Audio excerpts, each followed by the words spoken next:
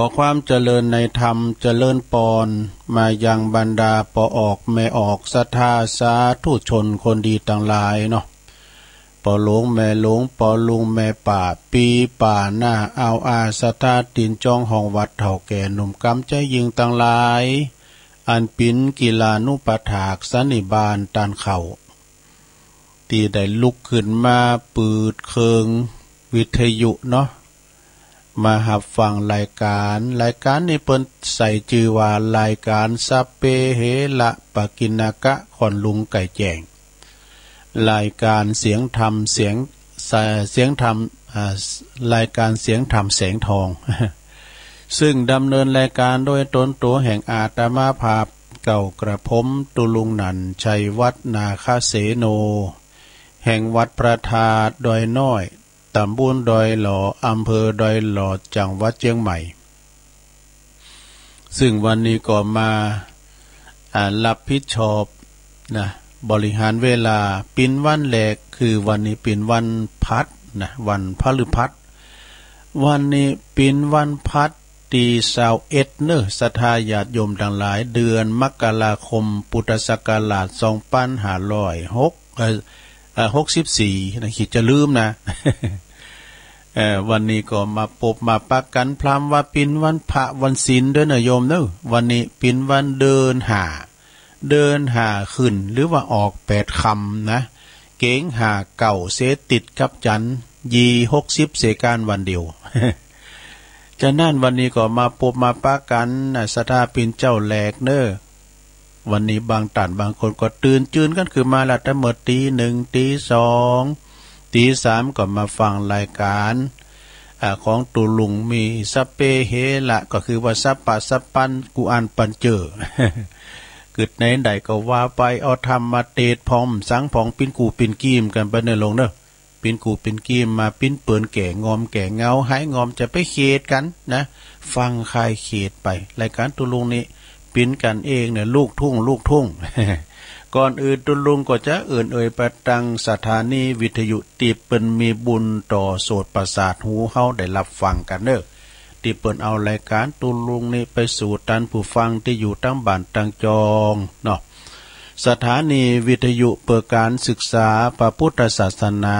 และวัฒนธรรม FM 104.50 เมกะเฮิรตซ์ซึ่งก็โดยตั้งอยู่ที่วัดฝายหินตำบลสุเทพอำเภอเมืองเชียงใหม่โดยเมตตาบารมีธรรมอาจารย์พระครูสมุวิสุวัตวรกิจโจ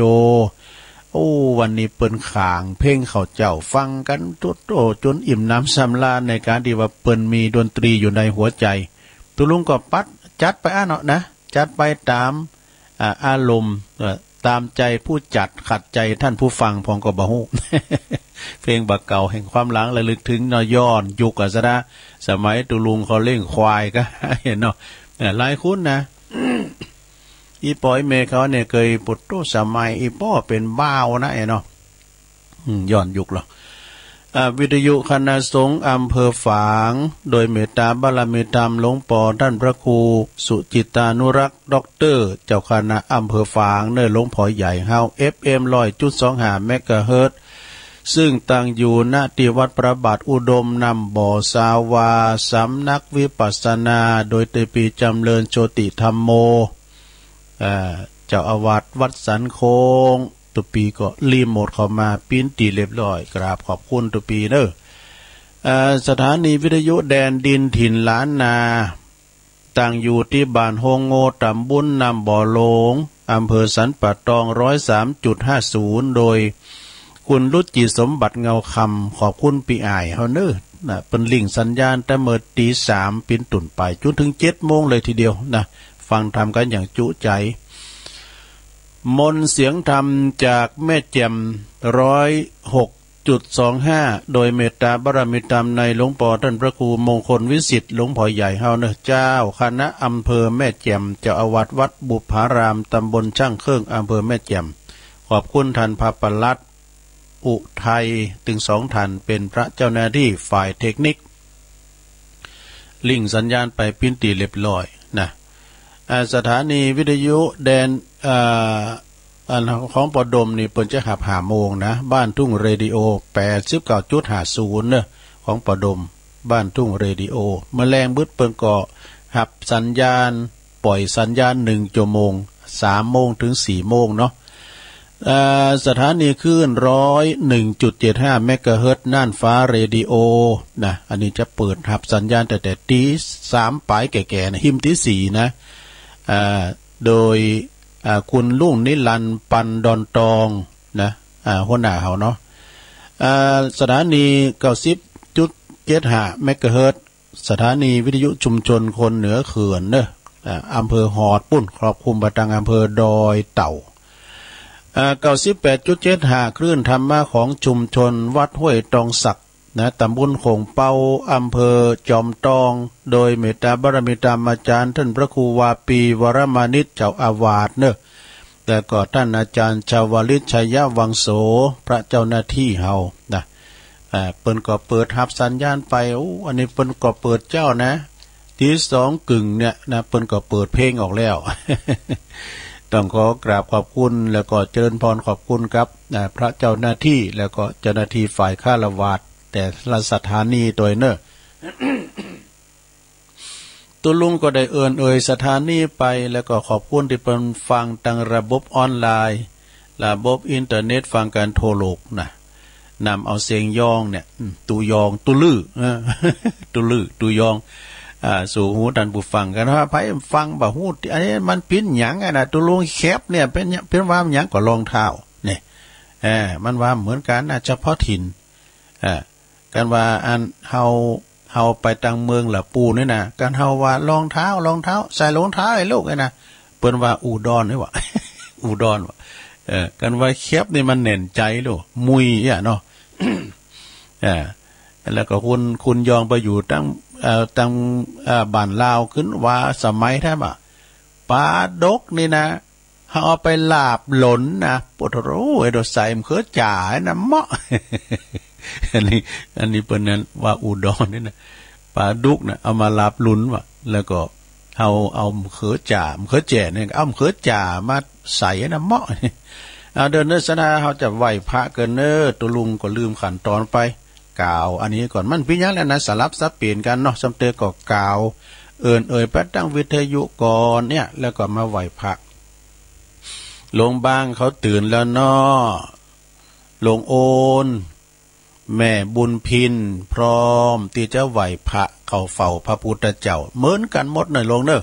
ไปลุกมาเติมมันเจ้าอยู่นอนอยู่หันเกินนะว่าในใจเอาลงไปว่าแห้งเนี่ยว่าในใจก็ลูกเต่าเขาจะตื่นนะกอยว่าในจิตในใจบุญเนาะไหว้พระพร้อมกันอะระหังสัมมาสัมพุทโธภะคะวาพุทธังภะคะวันตังอภิวาเทมิสวากขาโตภะคะวะตาธัมโมธัมมังนามัสสามิสุปฏิปันโนภะคะวะโตสาวกสังโฆสังฆังนะมามินะโมตัสสะภะคะวะโตอะระหะโตสัมมาสัมพุทธัสสะนะโมตัสสะภะคะวะโตอะระหะโตสัมมาสัมพุทธัสสะนะโมตัสสะภะคะวะโตอะระหะโตสัมมาสัมพุทธัสสะอิติปิโสภะคะวะอะระหังสัมมาสัมพุทโธวิจจาจารณะสัมปันโนสุขโตโลกวิตูอนุตตโลปุลิสตัมมะสาลาทิสัทธาเทวมนุสสานังพุทโธภะคะวะติ ส สวากขาโตภะคะวะตาธัมโมสันติทิโกอากาลิโกเอหิปัสสิโกโอปันนะยิโกปัจจัตตังเวทิตาโปวินโยหิติสุปฏิปันโนภะคะวะโตสาวกสังโฆอุจจุปฏิปันโนภะคะวะโตสาวกสังโฆยายะปฏิปันโนภะคะวะโตสาวกสังโฆสามิจิปฏิปันโนภะคะวะโตสาวกสังโฆญาติตังจัตตาลิปุริสยุคานิอัฏฐปุริสปุคคลา เอสะภะคะวะโตสาวกสังโฆอาหุนายโยปาหุนายโยตักขินายโยอัญจลิกาลนิโยอนุตตลังปุญญเขตังโลกัสสาติจายันโตโปติยามูเลสักกายานังนันทิวัตโนเอวังตวังวิจัยโยโหหิจยาสุจยมังคะเลอปัลลาจิตตะปันลังเกสีเสปะทะวิปุคาเลอภิเสเกสัปปะพุทธานังอากาปะโตปะโมทติ สุนักกตังสุมังกาลังสุปาพาตังสุหุติตังสุขันโนสุโมหุตโตจะสุยิทังพรหมจาริสุปะทักขินังกายกัมมังวาจากัมมังปะทักขินังปะทักขินังมโนกัมมังปณิทิเตปะทักขินาปะทักขินานิกาตวนะลัพพันตเถปะทักขิเน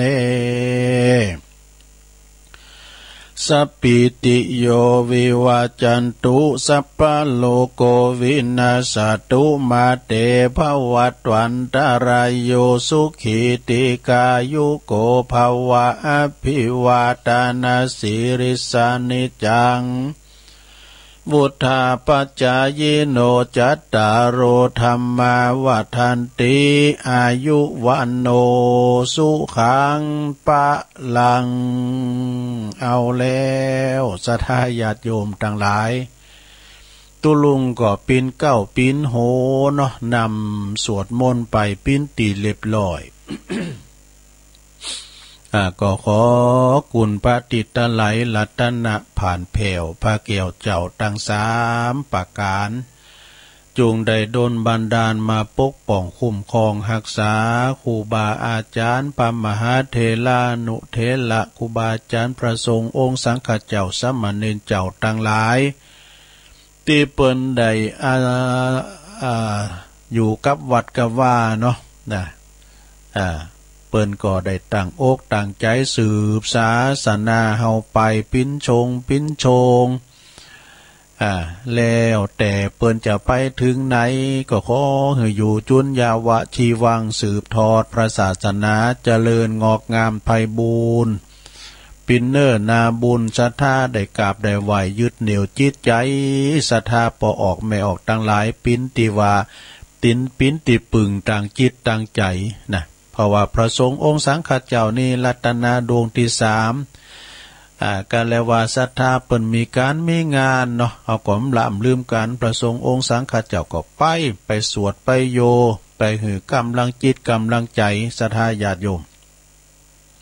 ตลอดถึงศรัทธาญาติโยมก็เหมือนกันเด้อพอออกไม่ออกพอลงไม่ลงเขาก็ขอให้มีสุขภาพพลานามัยร่างกายสมบูรณ์แข็งแรงหน้าแดงแสงเฮอนะมีพละกำลังเนาะสุขสองอย่างนะสุขกายแล้วก็สุขใจสุขกายก็ปราศจากความจะเจ็บป่วยเมื่อยไข้เนี่ยต่างๆนะขอให้มันหอมมันหายไปแล้วก็สุขใจก็ปราศจากความโลภโกรธหลงเนอะ มีในจิตในใจของเฮาอ่ะนะเนี่ยสดาญาติโยมมึนๆในเฮาก็มาปะกันก็ดูว่าสีว่าวุยให้เนาะตุลุงนี่จะมาปะกันหลายวันหน่อยพฤหัสศุกร์เสาร์เนี่ย3 วันเนี่ยญาติโยมตุลุงก็คุ้นคว้านะคุ้นคว้าเนาะไปทำการบ้านพร้อมสังพร้อมนะก็มามาจาเป็นกูเป็นกีม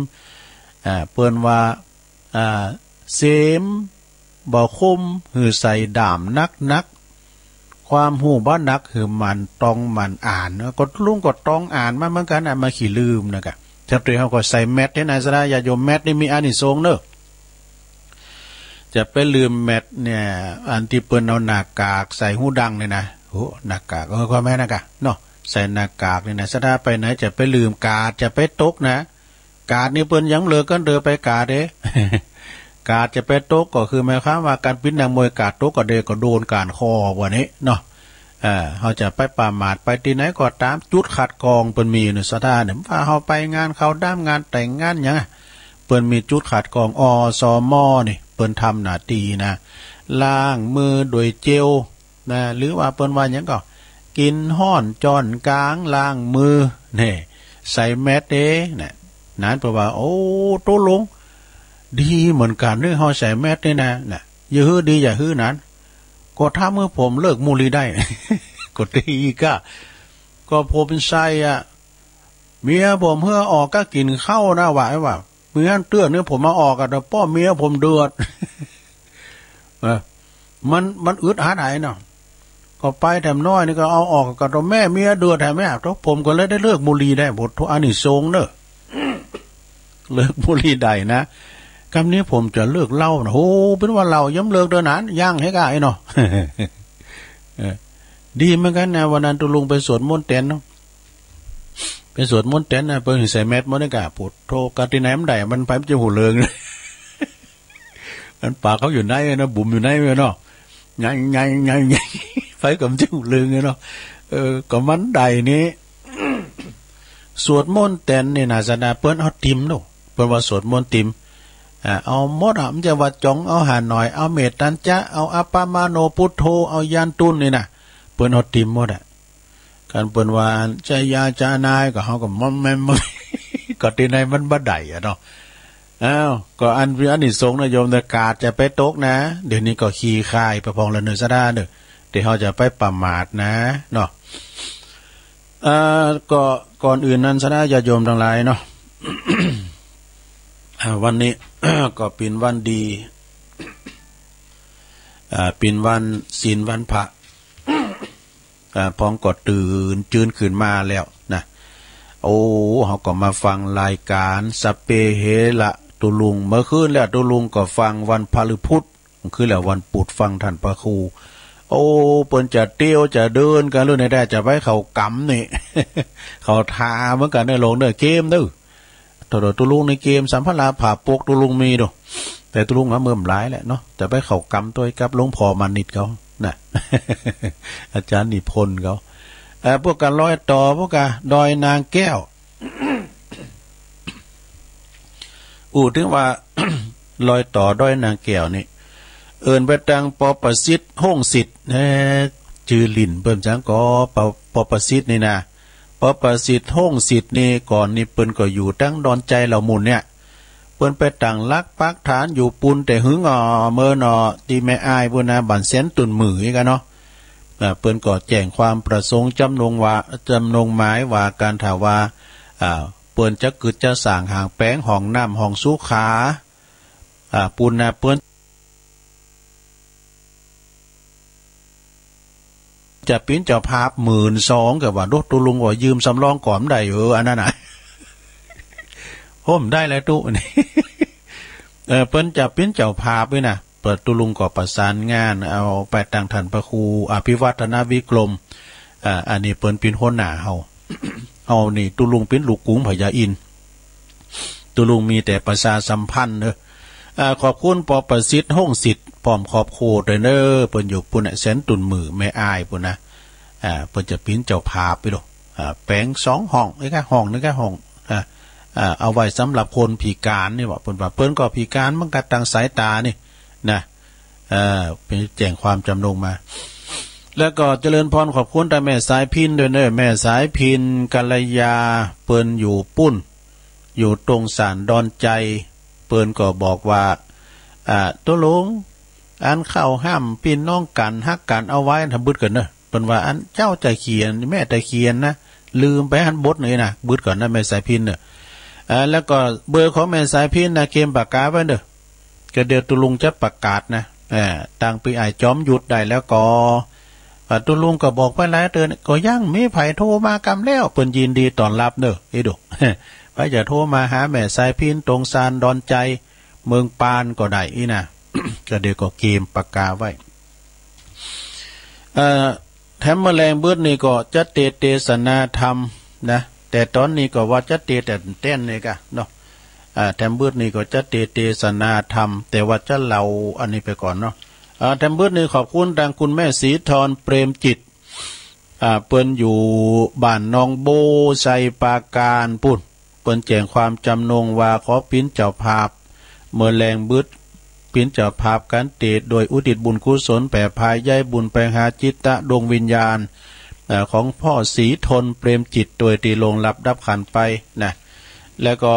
ดังงานแม่มนเขาได้เนอะแม่มนวงสายยาพุทธนิมิตก็เดี๋ยวจะประกาศได้จือแรงบุญจะเตดทำหือฟังเนอะแม่มนเนอะ วันนั้นเปิ้นมาดอกแล้วก็อันขอบคุณเจริญพรขอบคุณกับแม่แสงจันทร์รูปสมรูปนะเปิ้นอยู่บ้านป่าค่าดอยสะเก็ดตีนดอยบ่เปิ้นฝากอันเนี่ยกะเครื่องกินเครื่องอย่างนี้นะโอ้หลายอย่างเนอะเปิ้นฝากมานะเปิ้นฝากเป็นพักไม้ใส่คือพริกหนุ่มบาคือมีแผ้วหอมขาวหอมแดงมีแผ้วขอหลามหลายอย่างเนอะโอ้ขอบคุณเลยแม่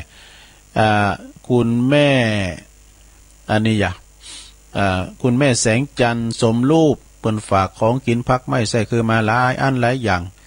ก็ฝากเมสีปีสีนะปีสีเนี่ยเปิ้นอยู่บ้านปากทางเจริญเนี่ยพอปีสีเนี่ยก็ทำมาค้าขายเนี่ยโอ้มเจ้าของไก่เนอะจากปากทางเจริญเนี่ยไปปุ่นเนี่ยไปตีนดอยสะเก็ดปุ่นน่ะไปกาดปุ่นนะกาดป่าค่าบ่เนาะเปิ้นมากับลูกสาวเปิ้นแล้วก็แม่แสงจันทร์ก็ฝากของมาอีกอะเอาเปิ้นลุกมาทั้งหมดตีสองว่ะแม่สีนะโอ้สัมมาอาชีโวเนอะกับลูกสาวเปิ้นไปถึงวันได้18 ปีตัวลุงไอ้ดอกว่าเปิ้นฝากของแม่พี่สีนี่เปิ้นเป็นลูกของป้าดอกป้านี่ก็อยู่กับวัดกับว่าครับเราส่งพาเนนพองไอ้กะส่งละอ่อนพองนะก็ขอบคุณมาในโอกาสที่นี้ด้วยแล้วนอกสดาญาโยมตัวลุงกับเขาเลิงไงกัมนะก็เดี๋ยวจะบอกเมสายพินเนี่ยเบอร์โทรบึ้ดก่อนนะก่อนถ้าเปิดสายก่อนถ้าบอกเบอร์โทรเกมมาเนี่ยประกาศนะฟังจังโซนะ เอามาเราถึงเลิงทำที่จะเตดพุกเห็มพุกนี่เดี๋ยวเต้นอยู่ก็ฮะ เดี๋ยวก่อน เอาของอาจารย์ชัยมาก่อนเนาะโอ้วันนั้นก็ว่าไปกรรมก็ฮะนะเปิ้นว่า3อย่างที่วิเศษนะ3อย่างท้องฟ้าบนท้องฟ้าที่วิเศษ3อย่างก็มีดวงอาทิตย์ดวงจันทร์ดวงดาวเคยว่าอะไรกันเนาะอันนั่นจริงว่าเดียนก็ว่าตะวันบ่า เฮาว่าเดินบ่เนี่ยเฮ็ดใจจะได้เนี่ยเดี๋ยวคุณนึงมาหรอกอันขามขโม ที่เราบอกแล้วว่าอันนั่นเป็นเดียนก็ว่าตะวันก็หาไปหูจะได้ห้ามใจคนมานี่บ่เฮ้ย จบข่าวเลยนะอ้าวมีความสำคัญเนี่ยตะวันเดินดาวเนี่ยนะดาวนี่ก็ปุตตูเปิ้นมีจื่อโดยเป็นดาวงอนไทกาดาววีไก่น้อยดาวกระต่ายดาวจักขี่เปิ้นมีหมดนะเมื่อคือฮอดยามมื้อก่อนในตุลุงเขาไปนอนเฝ้าควายกลางหน้าพุ่นน่ะมันจะมีไฟฟ้าพอเฮานอนหงายนะบ่โตมันดึงหันดาวมันน่ะซะนะดาวก็แจ้งเหมือนกันนะมันก็คือการเฮาพอดาวตกก็มีนะก็เรียกว่าดาวตกนั่นน่ะเปิ้นหืดตักหืดโต่งเปิ้นว่าสูงแล้วคุณละอ่อนมาเกิดว่ะโอ้ในดาวตกไอ้ก็เฮาโต่งนี่น่ะมาไปเกิดเป็นสัตว์สิงหิ่งห้อยไผเอกคุณเฒ่าว่าน่ะไปจี้เด้ออย่างพี่หุ้งนะก็ลุงกินน้ำน่ะ คนเฒ่ามันนึงจางจุหล่อเนี่ยไปจี้มันเนอะโบราจี้ในมือกุดเอามือเสืองจะโวยแหละแล้วมันมีน้ำโบยเงินน้ำโบยคำหน่อยการทับปะมันนะเขาอักแต่มันมันนี้มันละว่าน่ะน้ำโบยเงินน้ำโบยคำหน่อยอีกกว่าเจือมก่อนได้ปวดโตคนเฒ่ามาจุนะคือยามือฮอดไปสูบนะมันดูดกินน้ำตีซ่าของนั้นค้ำมันนะปวดสาบแห้งไปวาบวะก็ยังมาจางจุอะไรเขาก็เจือ3วิเศษในห้องครัวมี3อย่างมีขิงหอมกระเทียมดูได้มาหมดนะแม่แสงจันทร์เอามาหืมว่าเนี่ยขาก็เอามาดูขอบคุณปอสุรชัยเนอะปอสุรชัยก็ฟังแล้วไอ้ดูมันได้ตักตายพี่น้องเปิ้นมาตั้งหลายแล้วก็มันมีขิงเนี่ยเจ้าตุลุงก็กินน้ำมาหรอขิงดิบนี่ก็ได้นะโยมเด้อเฮาก็อันนี้ตามให้แม่แสงว่ามันต้องเอาตากแห้งอะโตอันปาดมาไอ้ป๊อตนึงก็ทุบหั่นเอาใส่แก้วแล้วก็น้ำร้อนเขาใส่หั่นนี่ลิ้นกินนี่โอ้ก็อย่างก็อันขิงที่เฮากับเม่งนี่กะนะมันเป็นยาสมุนไพรหอมก็เหมือนกันนะกระเทียมก็เหมือนกันนะสะทะเนาะแล้วก็โอท็อปของพี่น้องไฟหินเสาหินเนาะซีโบบานมันปีนน้ำมาตูมให้มันนะกินด้วยกันนะมันเป็นยาเนาะการกินน้ำห่อเนี่ยเป็นว่ากินน้ำขิงเอาน้ำแพทย์หน่อยเนี่ยโอ้โรคภัยไข้เจ็บอย่างนี้นะมันมันถางออกโมดนะมันไปคอนอยู่กับเพาะอาหารบุญนะมันได้ลุงปอดละเนี่ยมันนึงบางอย่างก็ตามได้ตัวลุงมันนึงแป้มันนึงแบบเหมือนไอ้นะ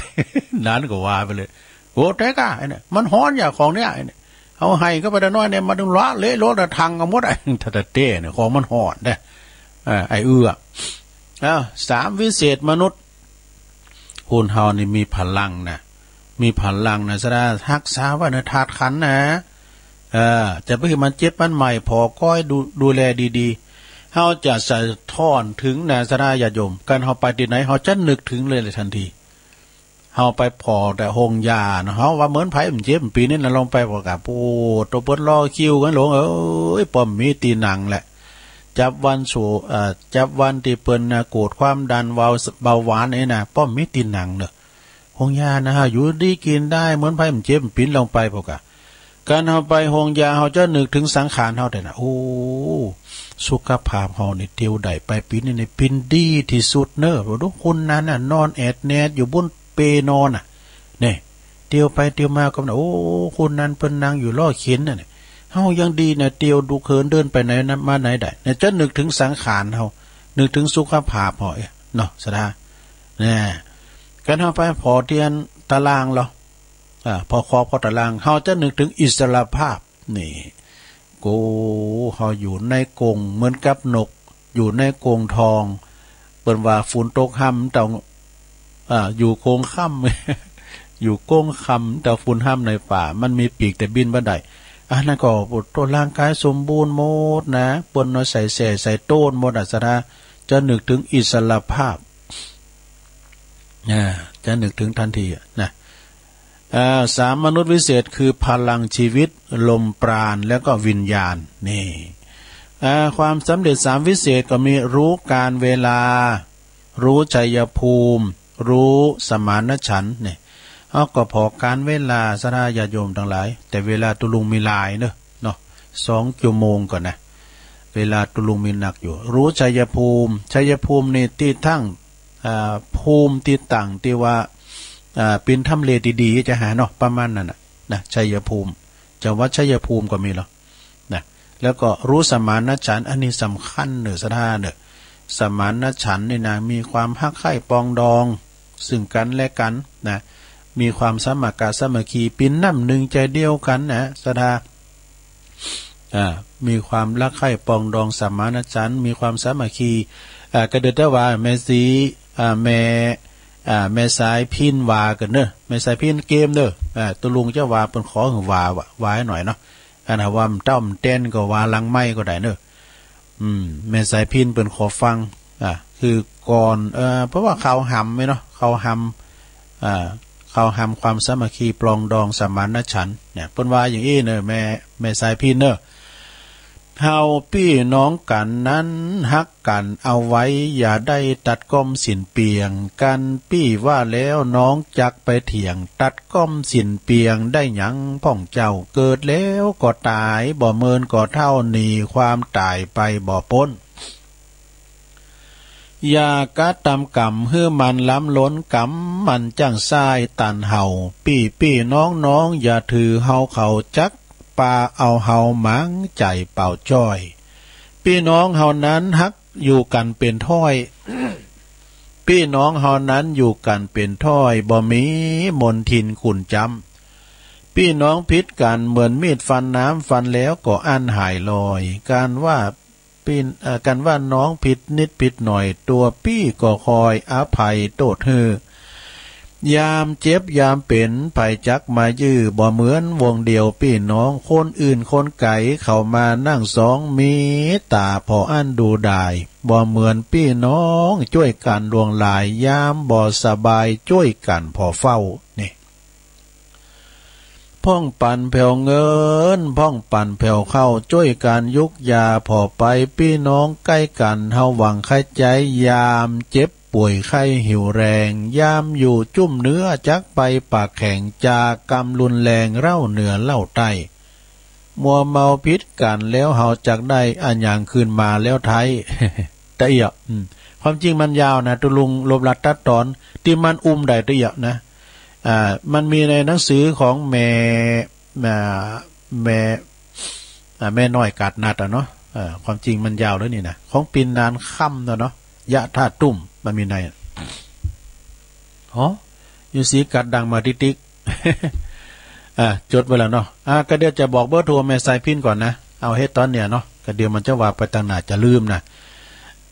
เบอร์แม่สายพินกัลยาตุงสารดอนใจเนี่ย083-926-2100เนี่ยฟังอีกครั้ง083-926-2100เบอร์สายตรงของแม่สายพินจังโซตรงสารดอนใจตอนนี้ไปก็ยังก็ยังจบตัวโลก็เดือกวนเราทำตัว3วิเศษคำอู่นี่มันสำคัญนะอู่หือเปิ้นฮักก็ยากหนักจักวัง การอู่หือเปิ้นจางกำเดียวก็ได้กำอู่ที่มันสุภาพเนี่ยมี3วิเศษเนี่ยเชิญครับท่านนี่เชิญขอบคุณครับท่านเนี่ยอันนี้ขอบคุณแล้วก็ขอโทษครับท่านขอโทษนี่3อย่างเลยนะ3อย่างนี่จะไม่ลืมแต่เนอะ จำเตือนี่เฮาอ้อมยังหือเปิ้นเนี่ยเปิ้นขอบคุณเด้อตาเด้อเนี่ยขอขอบคุณเด้อยกมือไหวนี่อันนี้มันเป็นมารยาทเฮาเจิญน่ะเจริญพรเจิญน่ะเจริญพรเจิญอันท่านนายกจีเตียนน่ะเจิญเนี่ยก็อันตุลุงผิดพลาดไปก็ขอโทษเด้อเนี่ยขอโทษนี่นะมันขัดได้กรรมเดียวได้น่ะมันผิดแล้วมันยอมขอโทษเนี่ยมันก็ค้ำใจกันนะตุลุงว่าไปแล้วก็มันยกตีต่ำยามตีสูงปามาตาประมาทโดยกายวาจาใจจะได้ก็ตามก็ขอโทษเลยเนอะนี่นะขอโทษขอบคุณแม่ทองคำที่วงคำเนอะโอท็อปของเปิ้นนะเสาหินสีโบบานเนี่ยดอยติมีเปลือกนี่นะกินแล้วลงคอเดี๋ยวน้ำมะตุมดองไม่ใช่น้ำมะตูมนะมะตูมแห้งเนี่ยเปิ้นฟันเป็นแหวนนี่ไงวันนั้นแม่แสงจันทร์ก็เอามาหือตัวแล้วก็เจิญขอบคุณและขอโทษ ต่อไป3เดิมจบปฏิบัติต่อโลกมี3วิเศษถ่อมตนเนอะอ่อนน้อมถ่อมตนเนี่ยไปไหนก็อ่อนน้อมถ่อมตนฮือเกียรติแล้วก็ชื่นชมนี่โตตุลุงเนี่ยตึงความหูตึงมีหนักเนอะตุลุงก็แค่จบปริญญาได้เนอะนักจะจบปริญญาก็บุญลังควายจบปริญญาบุญลังควายเจ้าเปิดเพลงควายหายเป็นคำของอาจารย์สุรพลเอาก่อนเนี่ยมันลุงไว้กันได้ย่าคู่บนฟาดกันได้ดูมันมีไม้เหี่ยวหรอเอาก็อูกับปลาเสียวซับเดี๋ยวนี้เขาก็เป็นคู่เหมือนกันนะคู่อย่าง ก็คู่ควายอ่ะฝาดควายด้วยก่อนกำไม่เสกก็ว่าเป็นคู่แต่นี่บ่เฮ้ยแต่เนี่ยถามว่าเราควายแม่แดงอ่ะควายมันจื้อหยังเนี่ยถามพอเสียวสับมันถึงหูว่าตุลุงควายแม่หมวยก็ควายปู่เชิงชายก็ควายแม่ปิงก็อย่างมันไม่จื้อนะควายอ่ะควายมันมีวิญญาณนะควายอ่ะอย่างตุลุงเราเนี่ยกะปโตแม่มันตายอ่ะเหลือลูกมันก็มอกแถวนี่กะเปิ้นมัดไว้คอกันนี้ต้มขึ้นมาเห่าอ่ะปโตเห่ารอจ้านี่ที่ว่าจะเอาปีนเอาตายเนี่ยลุงนั้นเนี่ยก็ยื้อพออยู่บนห่างดูไอ้แจ๋วอันนี้ไอ้แจ๋วมึงใช่เหรอมึงตายไปแล้วลูกมึงเป็นหงยางไปเป็นหงลูกมึงเนอะกูจะเล่งมันนี่ได้ดิบได้ดีกูจะสูงห้ำสูงเฮนหัวไปใจให้มันได้ควายในเฮนเหรออันใจกูจะฝึกมันไทยนะมึงต้องเป็นหงเนอะพวกจะทำบุญหยาดน้ำไม้ต้านไปให้มึงเนอะควายนั่นก็ปตูลูกมันนะพัดมุ่นโจรมาหันแม่มาเนาะแง่ควายมันห้องยี่ในโลกเด้อแล้วอ่อนเดียมหูจักก้าควายมันห้องจะเฮือตูคอยาวเป็นว้าบนนี้แง่ตุลุงนี่มันจำได้นะเพราะว่าตุลุงอาชีพก่อนเนี่ยเลี้ยงควายจุเป็นบ่าวอ่ะดูจุบอดีอายบ่แหละควายตัวเก่าแต่มี3ตัวหับจ่างเลี้ยงเปิ้นน้ำหาตัวเนี่ยควายแม่ปองก็ไหนให้บ่ตุการเข้าสวนเปิ้นไหนกับควายแม่ปองนั่นน่ะเข้าก่อนว่ามันเป็นจ่าฝูงอ่ะแล้วก็เวยว่าวุ่นวันก็ได้แล้วหายไปแล้วอ่ะควายตัวนั้นน่ะวิญญาณควายลุงนั้นไปก็บีบโคม2พอกำก่อนบีบจะฮื้อก่อมหันก่อมออกว่ามันโคเต้นปุดไปก็ตอยนั่นก็ได้มันก็ว่าวิญญาณควายไปแล้ว2พอนี่หันจะถีบว่าแจ้งลึงก็แปลกเหมือนกันนะซะดาทุกไหนทอมตนให้เกียรติชื่นชมเนาะชื่นชมยินดีเนอศรัทธาแล้วก็ทอมตนถ้าว่าไปไหนจะไปปุขุนเฮาเนี่ยนะจบปริญญานะเนี่ยแล้วเตก็จบปริญญามาแล้วบ่เอานี่นะจบปริญญานะน้ำลายย่อยเตยอันนี้สุมาณต่อไปมันแล้วบำเพ็ญมี3วิเศษสงบเมตตาแล้วก็ทบทวนตนเนอศรัทธาอยู่ที่ไหนก็ตามหือสงบสงเงมเนอศรัทธาเนอสงบสงเงมเวลาเปิ้นฟังน้ำฟังธรรมกันนี่ก็สงบสงเงมนะสัมเตอนี่ปุตโตกาลาวาตุลุอันปุจานอาลาธานังกาโลมาตุเจ้าตุลุงทาเตนอนนะโมตัสสะทุไปนะปุตโตนิ่มไอแม่เขานะก็แล้วว่าสุลานามาเฮนียังปุตถึงวันมึงไปไหนอีกนะไปเก็บน้ำใหญ่ในวันนะนั่นนาปันไต่นั่นจังว่าแล้วเลยเนี่ยปุตโตจู่จีจุกจิกันนะตุลุงทาก็บางคมสมเลสเดติวสังปีวัดไปเลยวันนั้นนี่เขาทาเนี่ยตุลุงก็ไปเตดเหมือนกันน่ะไปเตดทำที่ปุ่นที่บ้านดอยหล่อว่าอันนั้นก็คุณเป็นใต้หนุนใต้กรรมมาซะดาตุลุงก็ไปเตดทำปุตตคนดักวิทย์กับมดคุณจัดลายเหมือนกันเนี่ยตุลุงก็ดีอายเหมือนกันน่ะเสียนเหมือนกันเด้อก็เป็นดักกับไอ้น่ะเสียนเหมือนกันน่ะไปทำบุญตาลน้องคุณหนุ่มคุณกำอยู่นะอายุ31 ปีนางสาวสุดารัตน์บุญมีคำเนี่ยน้องอันนี้เปิ้นก็เป็นโรคภูมิแพ้นะเป็นโรคภูมิแพ้ปวดไปรักษาโตนะปอเปิ้นว่าเนี่ยฟังคุณไก่คุณหิมเนี่ยเปิ้นว่าการอย่างเป็นเฮาอย่างต้านน่ะเพราะว่าอันไปมีว่าโตน่ะป้อเพิ่นเสี่ยงเป็นล้านเสี่ยงเป็นล้านซะนะยื้อชีวิตได้นะเนี่ยเพิ่นว่าอันพยายามมักจุลลาดเนี่ยว่าถึงเวลามันเอาไปจุนได้เนี่ยขนาดเสียเงินเป็นล้านซะนะวันนี้เพิ่นจะซีนี่ตุลุงก็จะได้ไปอยู่นะจะได้ไปจูงศพจะได้ไปโปรดเมตตาอยู่มึนนะแกเนี่ยมันได้ลุงดอยนะวันนี้จะไปลุงดอยแล้วก็จะเฝ้ามาเริ่มแรงเพื่อจะมาจัดรายการอยู่นะลุงเนาะ ถึงไหนเนี่ยสดาญาติโยมเนมี3วิเศษนะ3วิเศษนี่มันก็มีหลายอย่างนะปองดอง รักกันอบอุ่นนี่และทั้งสามมีใจมีใจคนมีสามวิเศษใจตรงใจงามให้อภัยนี่อันนี้ก็มีหลายอย่างนั้นซะนะขอพูดทางอาจารย์ชัยทองขันปอครูเฮานะเปิ้นก็สูงอันนั้นอันนี้มาแล้วนิทานแถมเนาะหลายอย่างนิทานแถมเอาอันนี้มาว่าให้เกินซะนะติดตุลุงจะเตดทำเอามาว่าให้ก่อน จะเตนผูกปุณาทำผูกนี่นะเต็มแดงเพื่อก่อนทำผูกหนึ่งเนาะทำผูกนี้เปิ้นมีจีวันละหัดคำละหัดมีอยู่อย่าไปเหือภัยหูป.2 ซะนะในจิตในใจนี่นะเฮาซะนะน่ะการว่าความลับที่สุดยอดนี่นะไปเผยให้ภัยฟังการฟังแล้วเป็นอันตรายแก่ตัวเก่านะเปิ้นก็ว่ามีปิ้นนิทานทำนะซะนะมี2 เถ่านี่มันเป็นสัตว์มันใจคุณนะในโบกในหลองหันนั้นก็มีปลาตัวนี้มันชื่อว่าปลากั่งหรือว่าปลาก่อนี่นะอันเดียวกันปลากั่งปลาก่อยนะหรือมันคนเดียวกกลกก็เจ้าหมูเจ้าจุ่มไปแนมดเจ้าบ้านเจ้าจองมนุษย์คุณเฮานี่ไปกินไปสอนไปแสะไปใส่มากินหมดศรัทธาเหลือกับปลาก่อตัวเดียวนะมันจะฮื้อมันจะจางเอาตัวหลอดก็มันมีรหัสในใจนั่นน่ะมีอยู่หันวันหนึ่งก็มีสัตว์4 เท้ากระต่ายเท่ากระต่ายนี่ก็มาหันใส่มาพอเตียนโบกที่ล่องที่น้องเตียนนะมันก็มาหันปลาก่อก็มาถามว่าปลาก่อเท่ามึงอย่าฮื้อมึงย่ำตายมึงย่ำเป็นอาหารมนุษย์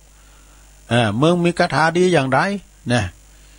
นุษย์สัตว์สิงหิงหอยกุ้งหอยปูปลาเหนียวเนงนะเป็นยาไปกินว่าเนี่ยอันมนุษย์คุณมึงอย่าฮื้อมึงยังเอาตัวหลอดปลาก่อก็เผยว่าความลับอยู่ในใจคุณเถ่าแต่หึงแต่เมื่อน่ะเปิ้นหือเผยหือภัยฟังว่าไอ้เนาะก็แล้วยื้อโตเก่าล้อเถ่าเนี่ยเถ่ากระต่ายเถ่าดูโตเก่ายื้อเอาโตหลอดสัตว์สิงหิงห้อยในป่านี่ก็พอหายไปหมดน่ะหรือโตเก่าเถ่าอยู่ที่เนี่ยเถ่าอยู่ที่ป่าในเฮ้ยเอาโตหลอดเนี่ย2 คู่เนี่ยก็มาตกลุงปิ้นเปิ่นปิ้นสหายกันว่ะเฮาเป็นเปิ้นเป็นสหายกันเนาะเฮานี่เป็นอมตะแท้เฮาถึงตายสักเตือเจ้าหมูเจ้าจุ่มนี่มันข้างมันล้อข้างสักคุณสักตัวอีน่ะเฮา2 คนนี่เป็นอมตะแท้เฮาถึงตายเดี๋ยวเกินสหายไอ้ดอกเจ้าอันกระต่ายเท่าก็ถามปลาก่อปลากั่งว่าเพิ่นจะฮื้อลองเผยให้ฟังเนาะตัวเก่าอยู่ว่าเอาตัวหลอดได้จุว่ามันตายจุว่าเท่าอยู่ที่ในน้องโบกล่องกองน้ำเนี่ยวังไสเนี่ยอย่างนี้เนอะสหายแต่เผยฟังไปบองไผนะไปหูดซ้ำป.2เลยนะก็ข้านี่ก็เวลาเจ้าบั่นเจ้าจองมาตอดแหกะ มาซักสุมก้านะมาแสะมาสอนก้ามันมาตั้งน้ำตื่นเขาก็หนีไปตั้งน้ำลึกนี่ว่ากันแล้วว่ามันมาตั้งน้ำลึกเขาก็หนีมาตั้งน้ำตื่นนี่ว่าลบไปลบมากะลบไปลบมาขาจริงเอาตัวหลอดนี่ว่าแล้วเท่าแล้วสหายแล้วอย่าฮื้อยังว่าตัวหลอดก็ข้าก็ชีวิตก็เหมือนยังกับทันนะเนาะกะเวลาเปิ้นไปลาสัตว์ก้าไปเสาะหาสัตว์สิงหิงหอยวอกกลางนางนี่เขาก็เอามากินหมดเด้อข้านี่ก็ใจความฉลาดรหัสในใจอย่างว่านั่นเนาะเวลาเขาไปป่าลึกดึกนะข้าก็สอนมาตั้งหิมบานพี่นี่ข้าลุกมาตั้งหิมบานพี่ก็เวลาเขามาสอดทางหิมบานก็ข้าก็ไปป่าเลือกดึกน้ำบนขาถึงเอาตัวหลอดใดวะเนี่ย2 สหายก็ยุหันระหว่างปลาก่อปลากั่งเท่าโตหนึ่งอยู่แม่น้ำแล้วก็กระต่ายเท่ากันนะปลาโคตรว่าหูที่3นี่คนที่3มันพกฟังอยู่ก็มีใจคนหนึ่งมาได้ยินเสียงกบเสียงหันกระต่ายกับปลากั่งนะกันเนี่ยมันเผยรหัสมาแล้วนี่น่ะมันหู3 ป.2หูความจริงมันก็เลยหล่อมแหลมไปเคหาสถานบั่นจองหอเฮินมันไปลินเอาแหมากะเอาแหมาตอดไปมีเนี่ยกรรมโบราณเปว่ากรรมรหัสอยู่ในใจจะไปเผยให้ไผฟังอันตรายมาถึงโตแต่ใจคุณนั้นเปิงก็ยับเอา ปลานะปลาหลิมปลาก่อปลากังได้มาแล้วบ่ก็เอามาเฮินมันเอามาไว้ที่จานหอมฮะเอาไว้ที่จานปีกมามก้ามก็มาเต็กเอายับเอากระต่ายทำเนี่ยกระต่ายเท่าก็มากระต่ายเท่าก็แตงตายวะเนี่ยปลาก็แตงตายอ่ะเนี่ยมันใจความฉลาดมันนะสนะใจคุณนานเอา2 โตน่ะไปเลงก็อยู่ที่จานแล้วก็เตี้ยวลงเฮินมาแล้วก็มาตีตาน้ำวางสายแต้มก้ามมาจำลาเหงือไข่มาจำลาขี่โลขี่เปื้อออกเนาะคณะตีใจนั้นลุงเฮินไปแล้ว2 สหายก็มาอู่กันเนี่ยเฮาเลือกำคูณเถ่ากำโบราณกำโบราณว่าหรือสหายก็เปิ้นว่ามือเพยละฮัดมีอยู่ในใจจะไปไผฟังหูซ้ำป.2นะกะเฮาตกชะตาเดียวกันเนี่ยเฮาจะต้องตายแน่ๆปรากฏว่ากระต่ายก็บอกว่าไปปิ้นหยังเฮามีปัญญาอยู่ในใจเฮามีมันสมองเนี่ยบักกาดเกี่ยวถึงความตายแหละแต่ข้าอินดูทันนะกะข้าทันนี่มีตีนนี่ข้านี่มีตีนนี่6 ใดเลนใดนี่เนี่ยโอ้ไปปิ้นหยังปากก็บอกว่ามันอยู่ที่ปัญญาอยู่ในอ่องอ้อเนี่ยไอ้น่ะ อยู่ในอ่องอ้อเนี่ยถ้าพอเด้อไอ้น่ะหลังขันนั้นใจคุณนั้นไปจำละเหงือไข่ไปซวยซวยโตเตียวขึ้นมาแล้ววันนี้จะเอาลำเลยครับเราได้ยินลาบอันเดียวก่อนจะบอกให้ปีมึงน้องมาหมดจะลาบลำเลยลาบกระต่ายนะป่านั้นก็จะเอาต้มส้มเนี่ยเอาต้มซุปเอาต้มส้มกระต่ายนั้นก็จะเอาลาบก็เดียวจะเว่ไปเนียมกำอันหั่นนั้นอันใบจันมินี่จันมอนะเก็บทาเรียบร้อยก็เดี๋ยวเก็บพักกลับก่อนนี่มาถึงบุญเฮินละปายาอันป้าก็ออกพยาก่อนออกความฉลาดก่อนแตงกิ้งแตงดินดึกก่อนโลละตกประจานหอมตกขี่หมาป้ากลางนั่นนะละลิตกไปแต่โอ้มึงจะรอดแชะไปที่ไหนมันนั่นก็มันก็เตียวไปก็ปตกงุ่มมาที่ขี่หมาเดี๋ยวนี้มันจะมีแล้วเนาะขี่หมานะซะนะก่อนนั้นมันมีขี่หมาด้วยเนาะที่จานเนี่ยมันหยังกดสะลุงหันมดเป็ดกามทางก้านมันมาแหบเนี่ยแล้วก็ปวดต้มมินเนอะขี่หมานะมันดำแต่ว่าเขาว่าคุณเมาเหล่านี่นะซะนะมันสางซะนะเขาคุณเถ่าว่าเต็มนะแต่ดูผมเคยนะมันเอาผ่าไปจุบน้ำขี่หมาไปหยอดใส่ปากไว้ มันถึงจะหน่ายเหล่าใช่ปะจะเต็มลองมาล่ะเนอะกันไปมาเมาแล้วก็มันปิ้นสุราเลื่อนลังเนี่ยนะมอลิซึมเนี่ยนะก่อนนี้มันมีด้วยขี้เหล้านะมันเมาเฮตามกองนะมีด้วยแล้วก็มันมีอันแล้วก็ถึงแล้วลุงใจคุณนั้นก็โหมึงจะรอดแชะกูไปไหนก็ได้จะเอาต้มชมแล้วเองอะเดี๋ยวแต่ขอดเก็ตมึงแล้วเองอะกำแบบมันไปขี่หมามันก็กำไปก็ไปตาน้ำวางใสกะเอาไปล่างให้กะปลาพลึกปลามันปัญญามันเนาะผลึกนิดกับลึกไปมีมาอยู่หน้าวางใสเลยกะนานจุกเคออย่างจะมึนหนึ่งคนเราเนี่ยเฮ้ยมันได้กินนะเบ้ยมันก็โทษเป็นยังเหลือกระต่ายตัวนี่กะเพราะว่าป้านั้นมันใจปัญญาหรอกใจปัญญาผลึกน่ะไปตกน้ำใจแล้วก็มันก็จะไปเอากระต่ายนะก็ก้องงานคุณเท่านั้นพอใจขึ้นมาก็วิ่งฮกแลนเอาลุงเฮิร์นแลนลุงเฮิร์นก็ปุตโตคุณแก่เนี่ยก็จักเอาไม้ค้อนมาเนาะฟาดไล่ฟาดนะตอนนั้นยังลุงเฮิร์นนะดอกมันแกว่นไปแกว่นมาเนี่ยคือเกิดไปเกิดมาเนี่ยฟาดกลมทุกนะกระต่ายมันก็ลบไปลบมานะมันลบค้อนนะที่นี่ก็ค้อนมันไปปัดใส่ถ้วยหวานจานจ้อนแตกวะนะปรากฏว่าไปปัดใส่บุ้งน้ำก่อนไปมีขาด้วยซะนะมันประตุ่มไฟแล้วมันประตุ่มน้ำไว้แล้วดูไอ้หมอนี่นะมันจะโลกแล้วปดปัดใส่บุ้งกับบุ้งหมดตกลงมากับขาตกลงมากับไฟใหม่กะปดโกล่าโหนกันแล้วกันนี่มันก็กระต่ายมันก็แอนเอาตัวหลอดไปนี่ซะได้ยาโยมนี่ก็เลยกาดแก้วบัดตายสักโตป๋าก่อมตายกระต่ายเท่าก่อมตาย ปลอดภัยเหมือนกันถึงสองตัวเพราะหยังเพราะใจปัญญาเนอศรัทธานี่เนี่ยอันนี้ใจความของธรรมรหัสมีอยู่อย่าให้ใครรู้เป็นสองนี่นะความลับไปหรอกปินธรรมที่วัดตุลุงก็กะว่าจะเอามาเตนผูกนะไพ่ว่าสักตือนะเปิ้นนาทีก็เตดก่อนแล้วก็อันก็สรุปเนื้อหาสาระธรรมก่อนอันนี้ก็ปิยะนะผู้เขาก็ฟังเอาระบำทำนำมันแล้วก็ฟังเอาฟังระบำลำนำให้เอกนะอันนั้นก็มีความลับนั้นก่อนนะไปบอกของไพเนอร์นะใจคุณเอาสันติมันเหมือนกันด้วยเพราะว่าความลับไปบอกไพมันถึงรู้บอกยุ่นไหน มันรู้บอกยุ่นไหนนะตอนนี้ก็เอาอันนี้มาวาทำกรรมหนึ่งก่อนชนะญาติโยมทั้งหลายเนาะฟังไปรับไปแล้วก็ลงย่ำถึง4 โมงเดือนยังแถม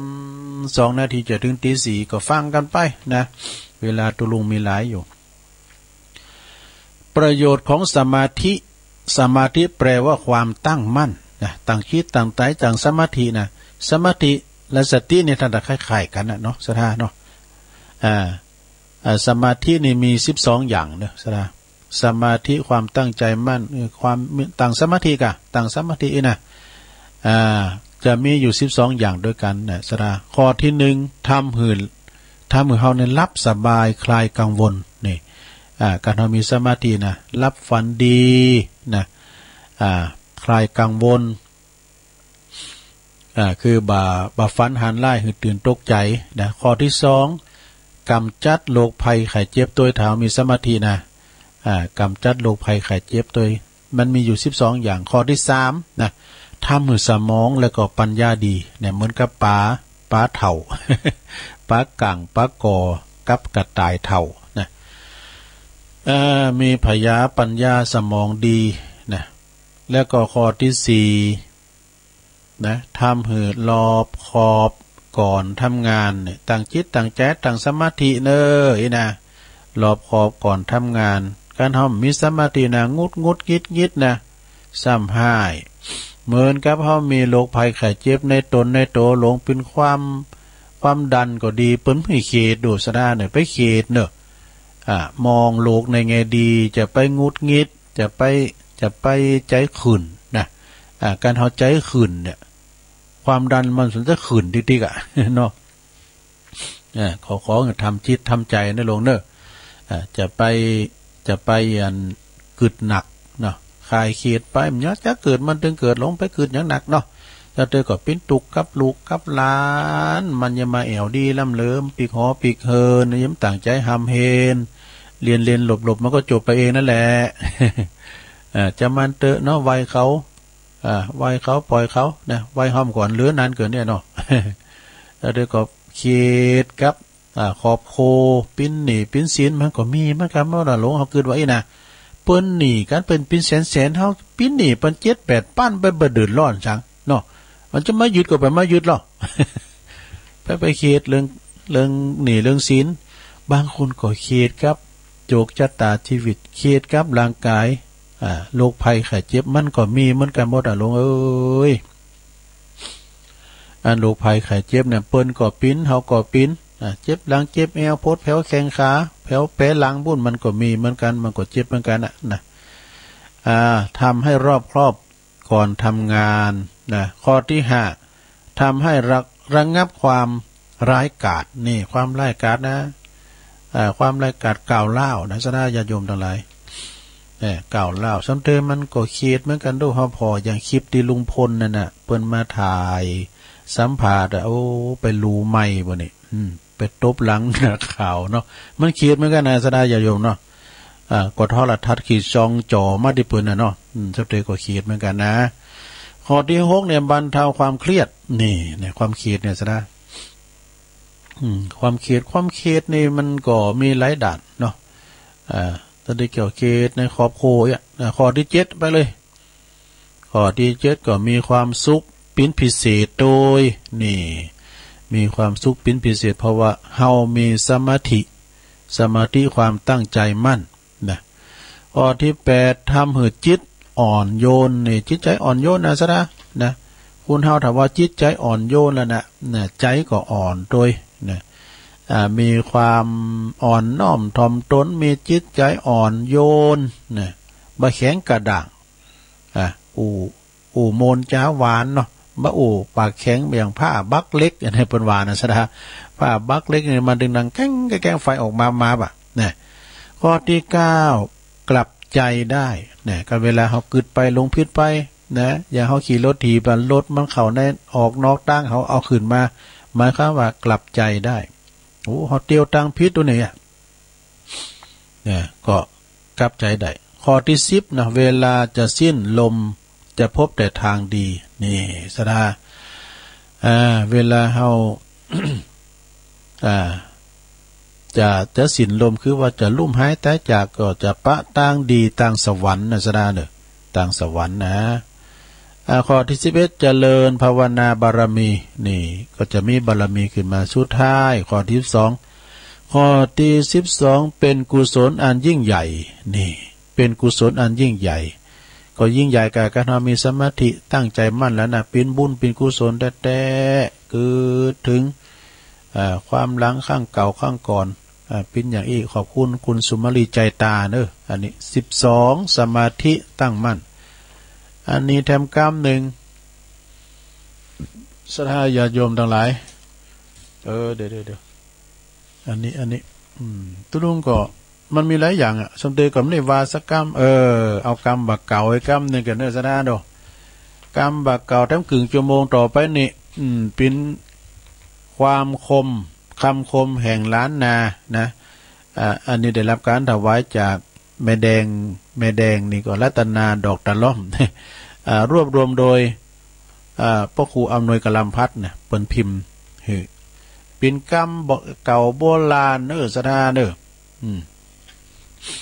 กรรมเก่าโบราณมีกรรมเปรโดยศรัทธาลองฟังผ่อนว่ากันหลายเตือกะอันเนี้ยนะเปิ้นว่าไข่เหือลำเหือโลยหือปลากันเล่งโง่เล่งควายการอยากไข่หือซิบหายหือมันคบตุคบพระอดโท มีเงินหมื่นจะไปลืนนาตูเจ้ากะเนี่ยเนาะ เดี๋ยวฟังมันจบก่อนกะลงฟังมันจบก่อนไข่หือลำหือโลยนะกันไผไข่หือลำหือโลยหือมัน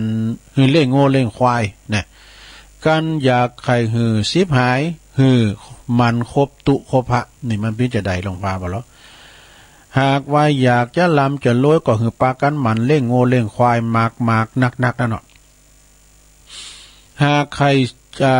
กอยากจะชิบหายกิเลสปุณาลงฟังดีๆกะฟังดีๆกะไปว่าฟังสรุปเตอ อยากใครจะชิบหายคือมันเขาวัดเขาว่าคบหาพาเนนนี่ซึ่งในการที่เขาขอไปในวัดในวันนั้นก็คือไปศึกษาพระธรรมคำสอนขององค์พระสัมมาสัมพุทธเจ้าเพราะว่าทำหือกิเลสชิบหายนี่ปาจากใจนั่นเองนะอันนี้เป็นอย่างนี้นะสดาเนอะมันจะว่าชิบหายเงินทองนะสดา ยุคนี้สมัยนี้นะสดาญาติโยมมีกระตุเจ้าในเปิ้นจะสั่งจะสอนจะบอกจะกล่าวนะระยะนี้นะอย่างไม่ลงเขาปลงเขาเฮาเลยไวมาแล้วไปลงทุนอย่างเด้อมีเงินมีคำก็เก็บไว้เบยังสีบก้างเงินเดือนเฮาก็เก็บไว้พองจะไปแจกลูกแจกหลานนั้นไปเพราะว่ายุคนี้สมัยนี้ยุคโควิดนะสดานะเอาไว้คำเนื้อครับโตเวลาเจ็บปีนยินอุ่นโนนะเงินคำนี่มันสำคัญนะเงินคำนี่สำคัญเพราะว่าอย่างกันเฮาไปโฮงยุคโฮงยาก็ต้องใจเงินแล้วนะไหนจะหือเปิ้นจำได้กดจ้างเปิ้นเฝ้าก็นะเวลาลูกหลานมาแอวก็แจกข้าวพองก็นะเงินคำนี่สำคัญจะไปเอาไปแจกลูกแจกหลานแล้วไปเก็บไว้ในโรงเด้อจะไปลงทุนหยังไผมาขายเงินผ่อนเงินดาวเงินหยังนี่ไปเอาในโรงเด้อ เงินผ่อนเงินดาวเนี่ยไปเอาเด้อโหเดี๋ยวบริษัทมาฟังตัวลุงหลังจะมาเกตตัวลุงมากะก็แล้วแต่พิจารณาในลงนะการว่ามึงเอาเนี่ยก็เดี๋ยวเปิ้นก็จะมาวานตัวลุงมากะเนี่ยสองใจสองคอนะแล้วก็อันนี้ดำกรรมหนึ่งในสดาเนี่ยอันนี้เคยวาเลยกันเนาะหมดงามันมักมันหมูศัตรูมัน มักใส่โตดนี่คนขี่โคดจักเสของคนจ้องห้องบ่มีปืนนี่คุณบ่ลงบ่เลือนก็มักจังสลิดนี่คุณที่มีความพิษทำหน้าตาโศกเศร้าแป้งหน้าโศกเศร้าคนขี่เหล้ามักเข้าใจ คนขี่เหล้ามักกินมักปลาเป็นอาหารมันของแก้มโลอย่างมื้อนั้นก็จะหลับก็ตายเหล้ามาใส่ชักหม้อๆกันเลยเดี๋ยวบอกคุณพี่น้องมาลูกหลานโอ้วันนี้อาหารอาลีดอยน่ะระดับเชียวชนชิมไปมีผันเหล้าไปถึง2ดูต้องแห้งแล้วก็แม่มานมักสุ่มนี่แม่มานจังมักสุ่มคุณเฒ่าขี้จุ่มขี้สามขี้แซมลูกหลานจังอีวะคุณขี้จี้ขี้จำบ่มีบริวารเปื้อนป่องนี่คุณมักนุงมักย่องบ่มีเงินก็ไปมีคุณมักนุงมักย่องแฟชั่นได้มาก็ไปซื้อหมดแหละชะตามันก็เสียงไปหาอันนี้นี่ก็เดี๋ยวก็ส่งมอดว่าเดี๋ยวก็ส่งเดฟเนาะแล้วก็ตันบ่เจิญก็จะไปลมเลยนะตันบ่เจิญนะจะไปลมงานเปิ้นนี่มีคำอธิบายหลวงฟังเด้อการอธิบายว่าหมดงามนี่มันสอบขึ้นไปตอมก่อนนี่นะซะท่าเฮาไปซื้อน้ำมันหมูนะเปิ้นจะเอาใส่ซองพลาสติกซองอย่างน้อยๆน่ะเอามัดเป็นจ๊อกแล้วก็เอาห่อยยายกันนี่อันป้าจอนเขาซื้อน้ำมันหมูละร้อยน้ำมันหมูแต่ดมก่อนน้ำมันพืชจะมีอย่างกุ๊กกล้ามอย่างการนี้มันจะมีมันก่อนน่ะน้ำมันหมูทั้งนั้นเนาะเอาก็เอามาเช่านี่แล้วก็เอาถุงมันขวางเฮหมูนั่นเนาะหมูเฮิร์นไฟนะแล้วแมงมดงามก็มานี่เนี่ยมันมักมันหมูนะมดงามเนี่ยมันมักมันหมูมันมาตอมแล้วก็เราศัตรูนี่มักจะปองไล่นี่ปองไล่นะศัตรูเขาเนี่ยมีปีมีน้องมีเปิ้นมีป้องปินร้อยมันเต่าศัตรูคนเดียวนั้นมันจะจูดงอนห่อมได้ผู้นี้ศัตรูเนี่ยเนาะก็เวลาเอาเผื่อมันได้ร้อนงอนเขาแล้วศัตรูเนี่ยมันดีนะไปไหนก็แปลงจะไปสั่งศัตรูนะลงเด้อเพื่อว่าหมาเข้าไว้ไล่ตาหมาเข้าไว้ไล่เมืองไปทางใดก็มีปืนป้องไปทางใดก็ฝากเนื้อฝากโตเนี่ยนะคุณที่มีนิสัยเกลียวกราดนี่ที่มันคล้ายๆก็ว่าอย่างผ้าบักเล็กนะเกลียวกราดมะมนบางงานนี่นะ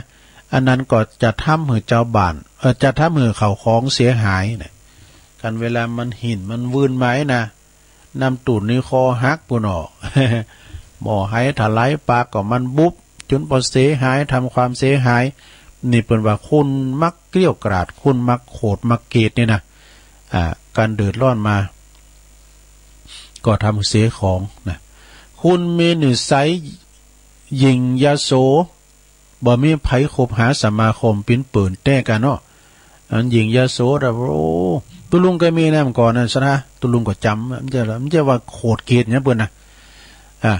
ตุลุงมันบทเถ่าแล้วก็มันมีตัวน้อยตัวหนุ่มเขาเนี่ยเปิ้นจบปิ้นมาหาโดเฮาก็ไปไหวเปิ้นไหวตอบเฮาเลยนะ ก็เฮาไปว่าอย่างเนาะสำเตือนเฮาก็ไปไหวสวัสดีครับท่านมหาครับเนี่ย เพิ่นไหวตอบมันก็ไปปิ้นจังเนาะก็เฮามาโบสถ์กำลุนเพิ่นฉันพองอันนี้มาโบสถ์กำลุนเนี่ยประตูคนเฒ่านะมาโบสถ์กำลุนก็เวลาว่าเปิ้นจะสวดจะเตศเนี่ยเป็นนางโหบ่น่ะทุบป้อกำลังบวชเนี่ยทุบป้อมานั่งเพื่อกะรุ่นน้องลูก ข้าแก่หรือป้อสวนโหแข็งเนาะคุณที่มีนิสัยหญิงยโสก็มีคุณสมาคมหับปิ้นปืนเนี่ยคุณที่บ่ฮู้โตคุณที่ว่าฮู้โตตีสนิทสนมเจ้าบ้านเปิ้นก็บอกว่าไปตีนไหนนี่ก็บ่มี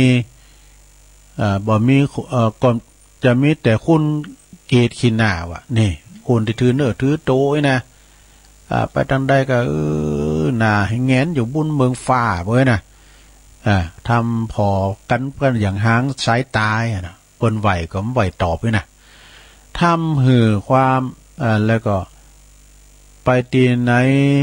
มีแต่คนเกลียดหน้าแล้วก็คนตีทำพิษก็มักจะทำหน้าตาเศร้าโศกเศร้าวิตกกังวลแต่ก็เนาะมันทำพิษดอก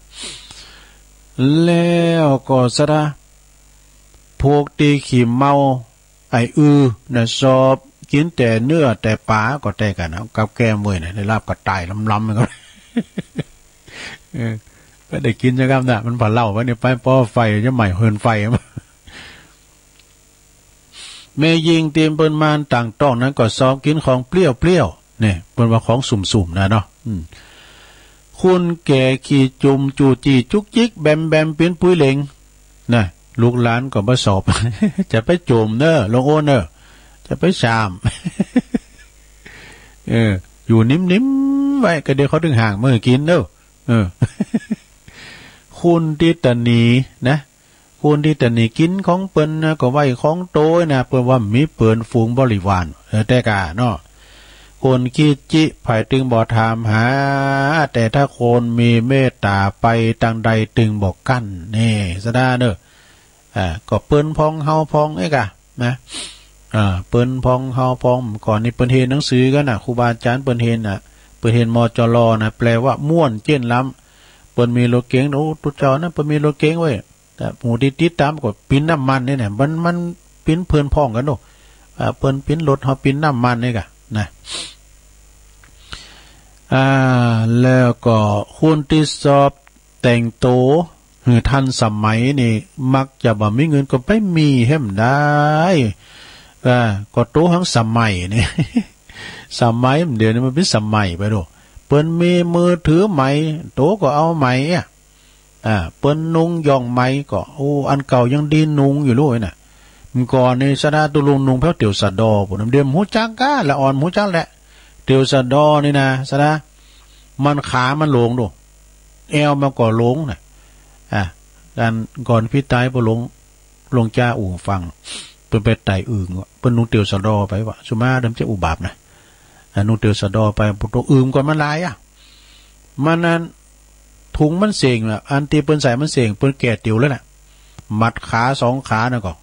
เอาจบ แบกมาเอาแบกมาว่ะอ้าวถึงไหนจุมาเนี่ยลงเด้อว่าไปเลยตั้งใจได้ไหมคุณที่ซอบนุ่งซอบย่องมักจะบ่มีเงินเนี่ยแล้วก็งานคือเงินคืองานใจแหละงานไหนตีตันบ่เจินนะก็อย่าไปโลมงานเนี่ยสถาญาโยมเขาก็มีศักดิ์ศรีนะสถาญาโยมอย่างตุลุงเนี่ยการได้บัตรนิมนต์โปรโตจางก็ต้องไปกันว่าได้ใบนิมนต์แล้วติ้มตีแล้วนะกันไม่มีบัตรก็ไม่มีสิทธิ์เนี่ยนสดาเนาะเขาก็มีศักดิ์ศรีเหมือนกันเนาะตุเจ้าสังเหลือกันนะมาหนะตุเจ้าอย่างนั้นนะโอ้ตุเจ้าน้อยด้วยนะตุนั่นน่ะตุยองใช่น่ะมันมาอยู่น่ะหอมจะนิมนต์น่ะตุเอาไปจางออกงานเนี่ยเนาะ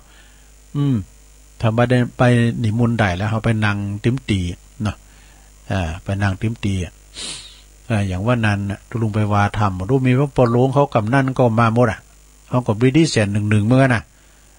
วันซืนนะกำขึ้นแล้วนี่ท่านพระครูสถิตดูไปเตดเนาะพระครูสถิตสารคุณเจ้าคณะตำบลเปิ่นไปเตดวันนี้ก็จะได้ไปแต่ก็จะเฝ้ามานะ3 โมงก็จะมาออกรายการอยู่แล้วเนาะถ้าฟังดำบุจวาธรรมแม่มนเขาเกิดแฮมกำหนึ่งนะสถานเวลาตุลุงทำลายอยู่นะว่ากันไปสถานโอ้มันสุ่มปากมันหลายวันนะงูเห่าจักเข็บสัตว์ตัวมีปิดนี่จัง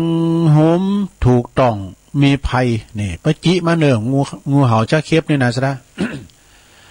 คนจวนไล่โทสะในใจจักหุมมีภัยบอดี้อยู่ไก่นี่สถานญาติโยมหลายฟังบ่เด้อปุบว่างูเห่าก็ดีตาขาบก็ดีต่างก็ล้วนมีปิดทั้งนั้นสถานนะงูนี่นะหันว่าตัวน้อยแต่มันมีปิดนะสถานเนี่ยอย่าไปประมาทอสรพิษที่ตัวเล็กๆอยู่นะคนละมันซกมันโคบว่าละปุตปิดขึ้นแลนเข้าสู่ใจมีหน้าตายนะสถาน งูเห่าก็ดีงูจ้องเนี่ยสัตว์ที่มีพิษนี่จะไปไว้ใจจะไปไว้ใจนะหากว่ามันชกกัดเขาแล้วก็ทำให้เกิดอันตรายถึงแก่ชีวิตได้เนี่ยเหมือนกับคบคนชัวอาเสวนาจะพาลนางคนคบคุณพานนะเอาวัดตกหมูแห้งคบแห้งก็ปิ้นแห้งคบกาก็ปิ้นกาเพิ่นว่าอย่ามาคบคุณโจรไล่มันก็จะอาฆาตพยาบาทนี่มีแต่อาฆาตพยาบาทหากว่าไปคบสมาคมโดยนี่จะป้าเฮาเนี่ยเกิดอันตรายเช่นเดียวกันนี่ฉะนั้นก็บ่ควรที่จะไก่จิตโดยนี่อันนี้นะสะดา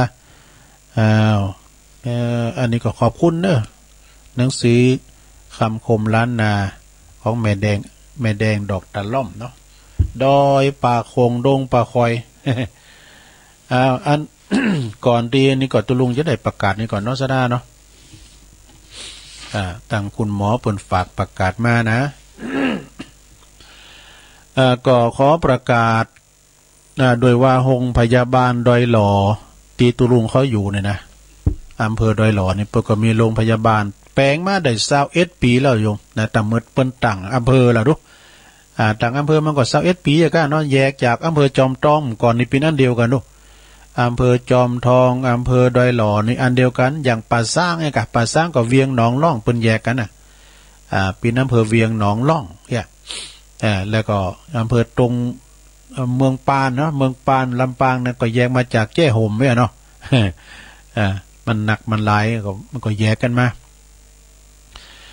หน่วยว่าโรงพยาบาลดอยหล่อนี่เปิ้นสร้างมาครบ21 ปีนะในปีพ.ศ. 2546นี่ทางคณะกรรมการพัฒนาโรงพยาบาลดอยหล่อนี่ก็มีมติรวมกันมีกำหนดพิธีที่ได้ทำบุญทอดผ้าป่าขึ้นเนอะทอดผ้าป่าสามัคคีมหากุศลขึ้นโดยมีวัตถุประสงค์เพื่อสมทบทุนในการจัดซื้ออุปกรณ์ทางการแพทย์ปรับปรุงอาคารสถานที่และก็พัฒนาระบบบริการของโรงพยาบาลนะอำเภอดอยหล่อเขาเนี่ยในวันพฤหัสบดีที่28 มกราคม2564เวลา 14.30 น.บ่าย 2 โมงครึ่งก็ในอาคารผู้สูงอายุนะโรงพยาบาลดอยหล่อเนี่ยวันที่28นั้นพระอาจารย์อ้อหลักว่าเป็นวันเดินหาปิงบดีวะโอ้แต่กันเนาะต้องขอประกาศมาอันนี้ก็มีนางณลินทิพย์นะทำเลิกฤทธิ์อันนี้เปิ้นเป็นผู้อำนวยการโรงพยาบาลดอยหล่อเด้อเปิ้นก็เอาใบมาให้ตุลุงขอประกาศด้วยก็ขอบคุณเด้อ อันนี้ก็โดยเฉพาะที่อำเภอเฮานี่นะบ่ว่าจะเป็นอยู่พื้นที่ใดก็ตามสามารถที่ว่าออกปัจจัยห้อมได้เพราะว่าเปิ้นแจกซองมาอสมนี่เปิ้นแจกมาครบจำนวนเนาะแต่บ้านไผบ้านมันแจกกันไปมีนักก็ห้อมนักมีน้อยก็ตามบาทตามแห้งไผตีปิ้นเจ้าภาพหรือว่าสร้างซื้ออุปกรณ์การแพทย์เกี่ยวกับโรงพยาบาลรักษาคุณนี่นะเปิ้นว่าปราศจากทุกโศกโรคภัยขอเจ็บคอไข้หรือว่ามีพยาธิอัมพาตหรือมันหอมมันหายไปผาดนะเอาเนาะโรงยานี่นะสดาญาโยมอย่างว่าเฮาไปช่วยกันสร้างโรงอาหารก็ดีโรงโคก็ดี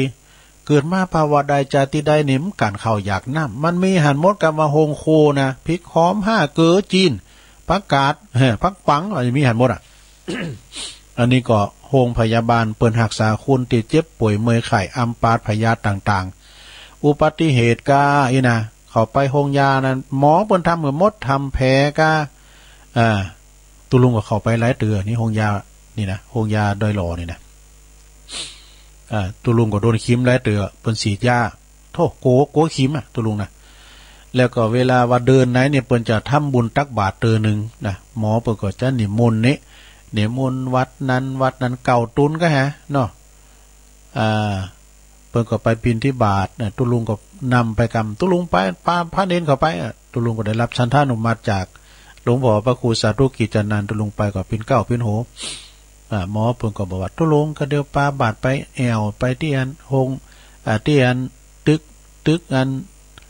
ตึกคนไข้ยิงใจออกไปโอ้อินดูสดาเพิ่นอยู่ห้องยาน่ะแซมพร้อมกับพลุงพลังโดยสายไม่สายอัน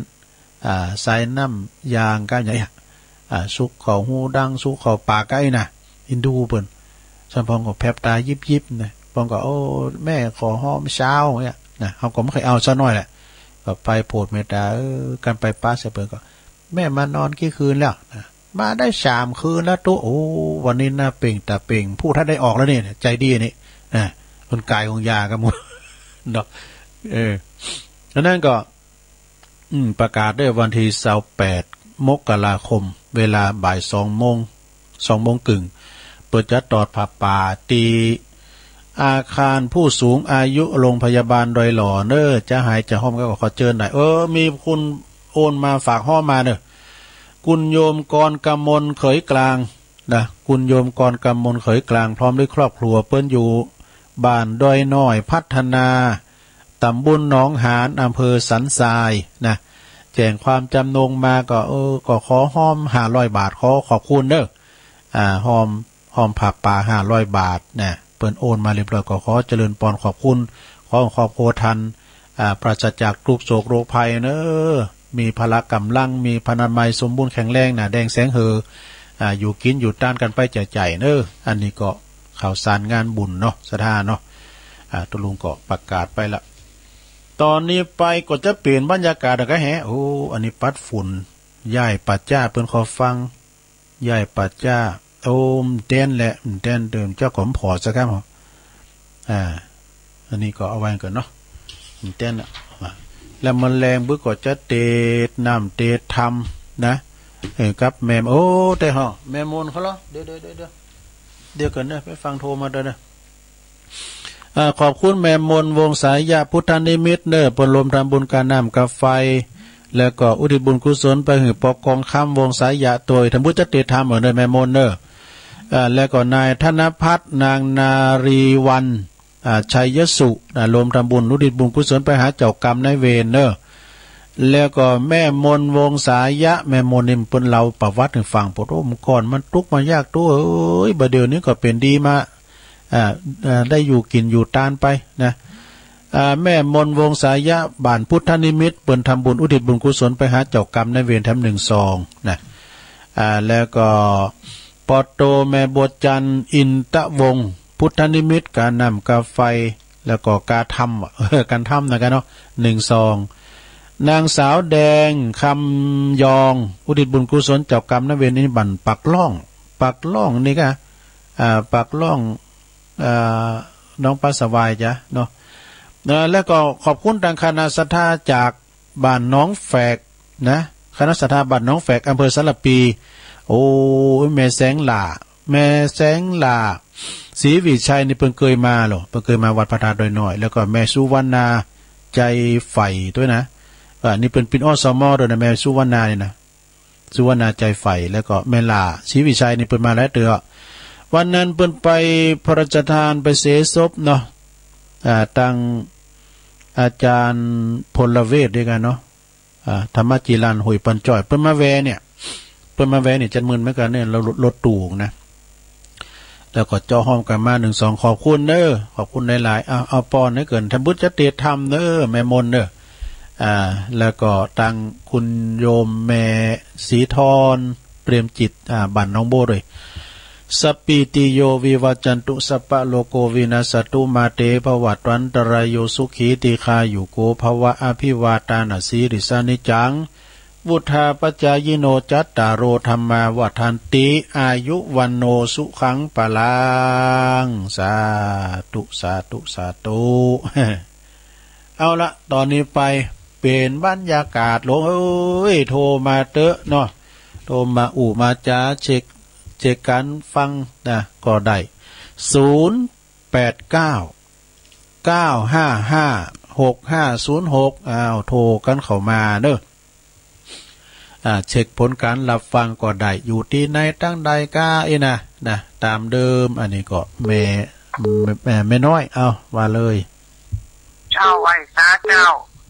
วันนี้แฟนคลับเขาลองนะเจ้าเนาะขอก้อนห้อยไห่นะเจ้าทานกันนี่หลิงนึงต้องพุดไปน้อยเดียวจากไก่มือนะเจ้ามันยาวไปหน่อยมันจะมาอ่านใจนะเจ้าเนาะเจ้าวันนี้พรนาตีนะเจ้าตันนะเจ้านาตีป่ามงก่อตองหาปลานาตีเมกาตองทำมาหากินนาตีศิลปินตองสร้างศิลปะนาตีของพระก่อตองโสมนนาตีของคนตองหักษาศิลนาตีนาชินเขาขับเขาว่านาตีโคโรนาก่อตองเขาบนนาตีสั่งสอนก่อตองครูบานาตีศรัทธาไปละวัดเจ้านาตีคนเฒ่าต้องฟังธรรมะนาตีวะละก่อตองยายหน่อยนาตีข่าวซอยยกคือยายพรนาตีเชียนก้อนอาจารย์หนีคนนาตีอดทนต้องทนนาที่กินนาตีแห้วกินต้องเป็นเมครัวนาตีของผัวอย่ามีเมียหน่อยนาตีของข่อยลูกเจ้าซึ่งวันนาตีตุลุงนั้นก่อตองบรรยายนาตีโทรไลน์ผู้ฟังเด้อเจ้าพุดบุ้งระดื้อขายาคนเฒ่าจบแล้วเลยเจ้าวันผูกปากกันน้องยองวันละกามนะเจ้าวันนี้ก็มาเห็นนะเจ้าภาษาไทยแปลว่าวิ่งหนีนะเจ้าทำกามเจงเรื่องนะเจ้าภาษาไทยแปลว่าสว่างทำกามมาเพชรหน่อยภาษาไทยแปลว่าเติมนิดหน่อยนะเจ้าทำกามหนึ่งของอ้อนะเจ้าภาษาไทยแปลว่าสมองวันนี้เติมนะเจ้าไว้สาเจ้า ขอบคุณแม่หน่อยเด้อเจริญปอนไว้สาเจ้าเจ้าลุงอ๋ออันนี้แม่พลอยเนาะเจ้าแม่พลอยเมืองฝางอ่ะฟังตัวลุงแต่เจ้าอากาศมันเย็นตัวลุงเมืองฝางดีกะแม่พลอยฝางตอนนี้ก็มองให้ดีนะยินให้ดีนะแต่ว่าหนาวแต่ว่าก็หนาวก็ละแต่เมืองฝางมันเป็นหนาวตัวลุง20 องศาบุก้าเดี๋ยวน่ะเนาะมันหนาวกำหล่ามานะหล่ามาก็เริ่มหนาวเนี่ยขอบคุณแม่พลอยเนอะฟังตัวลุงอยู่เดี๋ยวแมลงฟังใหม่แมลงก็มาอยู่เนาะสาธุไว้สาเจ้าอันนี้จากเมืองฝางเจริญปอนจะใช่จากเจ้าตัวลุงแม่สายทองธัญแก้วตัวแทนพี่น้องหวยการเนาะนัทวัฒน์พี่สาวเองเปิดห้องพี่สาวน่ะนัทวัฒน์เนาะอันขอก่อนนี้บทเนี่ยตัวลุงข่าวเด็กต้องน้อยเองการเกิดขออนุญาตนะเจ้าการเกิดโกฏะด่าทอกันหลายเป็นที่อับอายพี่น้องเจ้าบ้านคนจะเล่าจากขวัญนินทาเล่าต้านอย่าคำไปล่วงล้ำพี่น้องพิษกันเหมือนมีดฟันน้ำอย่ากำผูกมั่นถือเวรพอปึกน้ำหักปลาเป็นอันนั้นใส่เย็นช่วยขอเสียงพ่อแม่ตัวพระเจ้าขิ้นค้านจักยิ่งกว่าอันเปียงใดหนีพ่อแม่แล้วจะไปเพิ่งไพ่เหมือนหนีแสงไฟไปเป่าหิ่งห้อยเจ้าได้ไปวัดแล้วตัวรู้วันนี้วันศีลน่ะเนาะเจ้าตื่นวันตี 1แล้วเนี่ยโอ้ตื่นเจ้าแต่เนอเจ้าเปิดเพลงนะเขาก็ตะวงบูชาเขาก็อันนั้นเปิดมีที่เปิดแล้วอาจารย์พระอาจารย์เปิดทุกวันมนดิดอกบัวบูชาเจ้าแล้วเพลงนั้นตัวอันในลากคนว่าน่ะอย่างก็เพลงอย่างก็หัวหน้าทุกวันพระอย่าเว้นวันพระอย่าเว้นตั้งใจให้มันดีน้องถือทับทีแล้วพี่จะถือคันให้นี่ล่ะไม่กะมันต้องมีมั้ยเพลงนี้ก็จะม่วนน่ะเจ้าให้กำลังใจทุกน้องนะขอบคุณเด้อแม่สายทองแม่สายทองก็ห้อง7 โมงเนาะอันดอกบัวบูชาเนาะไอเบลมาแล้ววันนี้อันตัวลุงไปเตะงานศพเนาะวันนี้เนาะโอ้ไปขึ้นว่าแล้วดูวันนี้จะไปเสกอ่ะวันนี้จะไปโปรดเป็นตาสวดมาติกาครับวันนี้อันก็จะไปกาดมากันครับวันนี้ครับไปวัดกะวันนี้ไปกาดอ่ะวันนี้วันศีลด้วยเนาะวันนี้ไปกาดครับห้องปี ร้องเพลงอ่ะครับดีกะร้องเพลงวันนี้วันศีลกับวันนี้วันหาเดินหาบออก8 ค่ำวันนี้วันพระจะได้ขอให้กำลังใจทุกลุงนักๆครับโอ้ขอบคุณน้องเบลเด้อนักข่าวนักร้องตัว2 ตำแหน่งนักร้องก็แม่นนักข่าวก็ใช่เจริญปอนไหว้ศาลเจ้าตุลุงแม่อยู่ไหนน่ะแม่สีเจ้าโอ้แม่สีปัญโยตุนพึ่งสารปีฮะตุลุงเจ้าเฮ้ยเขาถามก่อนวุ้นแมลงออกสถานีไหนจ้ะก็ที่นี่กะยังมาได้ยินหายังมามีนะมีอยู่ก็ฟังหางานประดมอ่ะ3 โมงน่ะประดมนะ3 โมงอะไรนะ3 โมงถึง5 โมงบ่กะมันได้ยินมามีเพราะมันได้ยินตุลุงอ่ะไม่ลงไหลผ่อนเด้อไหลไปไหลมาดึงจับสักทีนึงนะมันไหลสถานีอยู่ซีลงไหลผ่อนเด้อโอ้ขอบคุณแม่ซีสบายดีเนาะตุลุงเฮ้ยตุลุงเจ้าต้องถามก่อนตอนนะพ่อแม่นี่นาเฮากันเข้าพ่นหวาโอ้ดีกะก็เฮาฟันก็เปิ้นขยักขกินกับเฮาก็ไปตั้งก็เข้าให้กะเด้อเป็นหยังแกงปีตาน่ะเด้อแกงหยังก็ได้สาธุไม่ใช่เจ้าลาบกระต่ายเนาะจะกินกระต่ายจะดีนี่เนาะเจริญปอนฮัลโหลติดแล้วเหรอมาส่งค่ะทุกโลโอ้แม่ค่ำมาแล้วแม่สุงค่าฟังเจ้าแล้วบอกแม่ค่ำว่าดีกะเจ้าฟังเจ้าแล้วเนาะเจ้าดีกะตั้งเมืองฟังหนาวก่อแม่ค่ำเจ้าเมืองฟังหนาวที่ไหนจะมาหนาวเนาะเมืองฟังที่แต่หนาวเหลือเกินนะเจ้าหนาวมากก็พอดีอ่ะเนาะชัดเจนเนาะฟังงานพระบาทอุดมอ่ะเนาะไก่อันนี้ขอบคุณแม่คำนักๆเด้อเจ้าไม่ขาดเจ้าไม่สุงคามแรงบุญก็ฟังแถมนี่เพิ่นฟังตลอดเน้อแม่คำเนี่ยนะพี่น้องไต่เจริญปอนครับไว้สาครับจุลุงมาโดยการปอดีปอน้อยบุญปันนักเทศปริญญาบุญญาบนหลังควายครบวงจรตั้งแต่การครัวไฟยันขิ้งพระว่ะหลากหลายมันลูกทุ่งลูกกำลังแต่ท่านตุลุงอยู่เนอะเสาหินฝางอ่ะเนาะครับผมฟังเจ้าแล้วเนาะสาธุลุงครับผมขอบคุณปอน้อยนักๆเด้อสาธุกันปอน้อยโทรมาคนแน่นอกแน่นใจอ่ะเด้อตั้งแม่อายดูโปรเล็กนาลงเขาตั้งปุ่นแม่อัมพรเขาวงสายะเจริญปอนหล่าใหม่กันเนาะเจริญปอนทางภาษาเจ้าอยู่แม่อยู่ไหนแม่โบคำก็จะหาแม่โบคำตัดย่างเนาะบางอาจจะอ่อนอ่ะแม่โบคำฟังเรียนได้ฟังครูก็เป็นเจ้าละดีกะเดือไปวัดอยู่เนาะตุลุงมันซัดเปเฮละอูไปอันน่ะแล้วบึดจะเตะทำเลยบึดม่วนดีฟังแบบนี้แล้วก็ผู้ก็จะเตะทำอยู่รหัสมีอยู่อย่าให้ใครรู้เป็น2นี่กระต่ายกับปลากังนะครับแม่2เถ่าเนี่ยมันขอบคุณฮะเปิดฟังนะเปิดฟังถึงวันกับเป็นละยื้อเนาะเป็นพี่กำลังใจกันผู้ก็ผู้ก็โทรมาครับขอบคุณแม่โบคำหลายๆเด้อแม่โบคำตัดจากบันเดียวครับไอ้ขจรพอใจแม่จันแม่เพนขาวเตี้ยเขานะครับเจริญปอนไว้สาเจ้าตะลุงแม่สีทอนเนาะแม่สีทอนน้องบัวชัดเจนดีแน่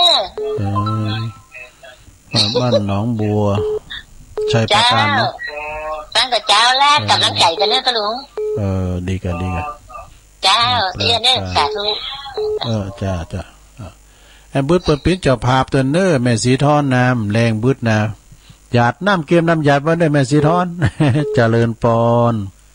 เจ้ากับไว้สาเจ้าตุลุงแม่สุแก้วศิลพรสีเตี้ยเนอะฟังตุลุงทั้งว่าเพลงมาไหว้พระฮับปอนโดยทั้งหมดเจ้าและเด้อเจ้าเจ้าวันนี้จุใจเลยอะฟังเพลงทั้งหมดเริ่มแรกแล้วเจ้าเพิ่งฟังกันหน้ากันหลายนะตุลุงมันมีไผโทรไปได้แม่สุแก้วโทรหาแม่สุแก้วเป็นตัวแทนกะเจ้ากลับไหว้จ่าแล้วตุลุงเด้อขอบคุณเจ้าเจ้าตัวแทนพี่น้องตำบลสลิดเตบ้านหงเด้ออันนี้นะแม่สุแก้วเจริญปอนพระเจ้าตุลุงอ๋อแม่พ้องปงดอนน่ะเจ้าข้อนี้ขอเบอร์โทรโยมผิดใช่ไหมบอกกับเนิร์จะโทรไปหาปืนได้ตั้งฟังก่อนติ๊กตุลุงมีหอมมันได้เมมไว้ได้ถ้าเพิ่นโทรมาได้ก็เรียกว่าถ้าโทรมาหรือมันแรงบึดเนาะเจ้าถ้าเพิ่นโทรมาบอกเพิ่นปงดอนแก่ของเพิ่นฟังลูกเช้าอันนี้แจ้โฮมเจ้าบอกตุลุงว่าเป็นอาจารย์คุยนะฮะเป็นครูตุลุงก็เกษียณอยู่มามื้อแล้วเนาะเกษียณอยู่เป็นหมอเป็นครูอ่ะครูเลี้ยงควายจะเป็นแล้วเป็นควายเหมือนกันก่อนไม่ฟ้องก็เลี้ยงควายอ่ะเลี้ยงกะควายไม่หอดไม่คำปู่มุนแหมช่องมันมีจือนะควายนะเนาะมันมีจือมีจือมันแหละมันหู้กะมันหู้จักจือมันนะขณะหอจือมันก็ดึงเหลวพอเนี่ยตุลุงเนี่ยเฟิร์กควายหน่อยนี่ล้างเป๊ะหมดอ่ะโอ้ก็เฟิร์กควายกับเหมือนเฟิร์กคุณหานเนี่ยเนาะการมันจางแล้วเฟิร์กนอกมานะน้ำเอาจุ้งน้ำหนามันมันดีดน้ำเสร็จล้างเขาเป๊ะหมดอ่ะขินเปี้ยหมดอ่ะขินไปเนี้ยแฮมตะกอนอันจุ้งควายหอมหอมว่าจังไข่จังควายพวกกันน่าจะเปิดเพลงคอมเมนต์ไล่ควายให้ฟังนะเราชาวนาอยู่กับควายให้กำลังใจลุงเน้อขอบคุณแม่ฟองเน้อจ้าแม้นใครอิจฉาเจริญปอนสุมาเด้อจ้าตุลุงอันนี้แสนพรมมาแล้วแม่สุทัศน์เนาะจ้าไปนอนตะลุงเสียได้10 วันโอ้ที่ไหนเนี่ยแม่ริมแล้วแหละโอ้แม่ริมแล้วเดี๋ยวฮอนดูว่าไปนอนไหนมันนอนแม่ริมเพราะ10 วันกันนะอยู่น้ำบุญได้ยินกะอยู่น้ำบุญทำได้ยินกะไม่ได้ยินเฮ้ยอันเด้ไหนไม่ได้ยินสักอย่างอ่ะจ้ะมันจะอยู่ตำบลอย่างนั้นมันจะว่าบ้านเขาแม่น้อยเขาก็น่ะตุงโป่งอย่างเงี้ยตาโป่งอย่างเงี้ยนะบ้านนั้นสันโป่งนั่นนะสันโป่งก็บ้านป้ออายก็สันโป่งเนี่ยป้ออายแม่น้อยเขาน่ะหีบทองอ่ะตอนนั้นเพิ่นก็ยังฟังได้นะ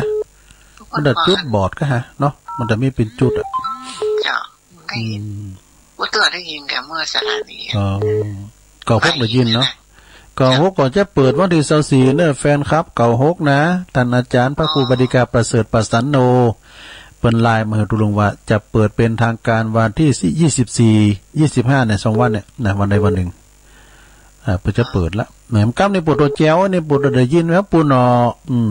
แพ้วเถินบ่ว่าหมกำว่าเปิ้นปรับปรุงเสียม 60,000 ปลายว่าเปิ้นแปลงเสาไปอย่างนั้นขอบคุณแม่สุทัศน์เด้อสาธุ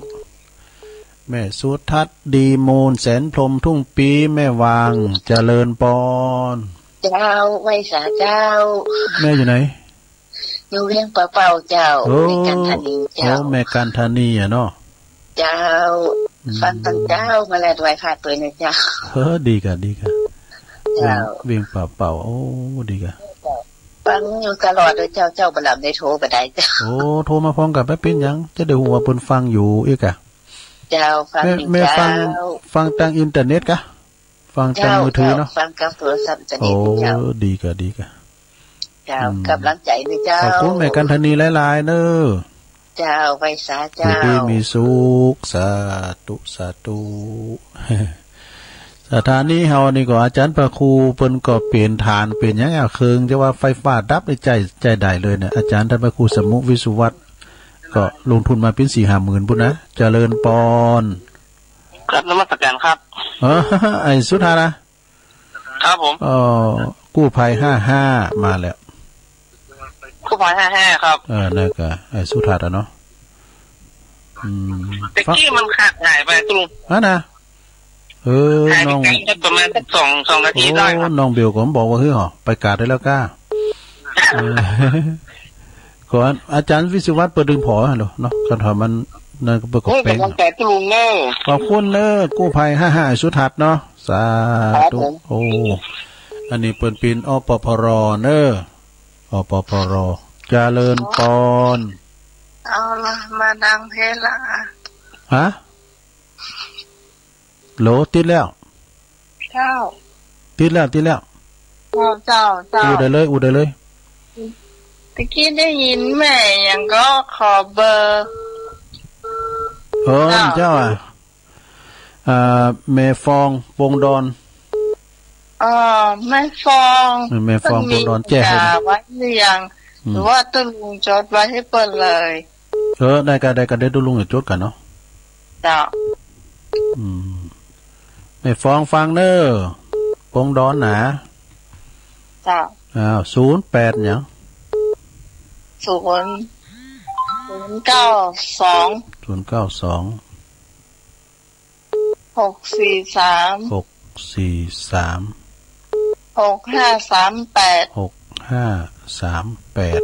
แม่ฟ้องบึดตะบอกคำกำดื้อ0926436538นั่นแหละมีเปิ้นอาจจะฟังที่104แล้วก็หับได้แล้วก็เข้ามาพ่องนะเจ้าอาจารย์ประครูเปิ้นซื้อหยังก็วิศวะเปิ้นยังฐานเนี่ยเปิ้นซื้อเครื่องสำรองไฟฟ้าเครื่องปั่นนะจ้ะดีก็ที่เครื่องนั้นเปิ้นมาเช้าเปิ้นถวายมาหลายแสนอยู่แล้วก็ทีนี้เฮามีแบตเตอรี่ก็แล้วก็ตอนนี้เรียบร้อยละเสียวัน10,000อยู่กันประมาณ 40,000 เนี่ยประมาณน่ะเป็นอุปกรณ์มันนะก็นี่สบายแล้วเนาะสำรองไฟได้ประมาณ2ชั่วโมงอาจารย์ว่านะพอดีแล้วก็ไฟดับก่อนใช้ได้ประมาณ2ชั่วโมงเจ้าก็ว่า2ชั่วโมงมันจะยังไฟยังมาได้ก็ปั่นหั่นเลยเอาเครื่องปั่นมันรอสำรองไว้มันก็เข้าไปเลยเนาะกระชากไฟอย่างงูเนี่ยเนาะมันหักเครื่องหักก็ไม่ได้ไหมมันอาทรกันมันให้โทรเข้ามาเจริญปอนเนอร์ขอบคุณเนอร์สายต่อไป0899556506เวลาลุงมีหลายอยู่เนอะ0899556506เจริญปอนไปเจ้าเด็กหญิงอ้วนมาแล้วลงโอนเนาะลงโอนฟังเจ้าแล้วกะฟังเจ้าแล้วเด้อดีก็บัดนั้นธรรมดาเต้นแล้วปดโตลงโอนก่อนเน็ตนะปดโตโทรติดกูรอป่ะยายพรน่ะยายพรมาเด้อเด้อนะยายพรล่องวัวแดงสันกำแพงเชียงใหม่กันยายอ้วนมาก็เป็นว่ามากันหมดอ่ะเนาะสิงห์เหนือเสือใต้พยัคฆ์ร้ายดอยน้อยก่อนเราก็เคยเลี้ยงควายฮะเอาละกันขอบคุณนะฟังไปติ๊กเนอะลงโอนกีติลังกาปอลูกเปิ้นปอหลงบ้านกันนะเจริญปอนติดแล้วเจ้าแล้วเจ้าลุงไม่เหลวอ่ะเจ้าโอ้แม่เหลวต้องได้เจ้าแล้วตัวลุงเจ้าแล้วก็เห็นฟังท่านพ่อครูทักที่วัดวิโกมโทษจะได้กับแบบติด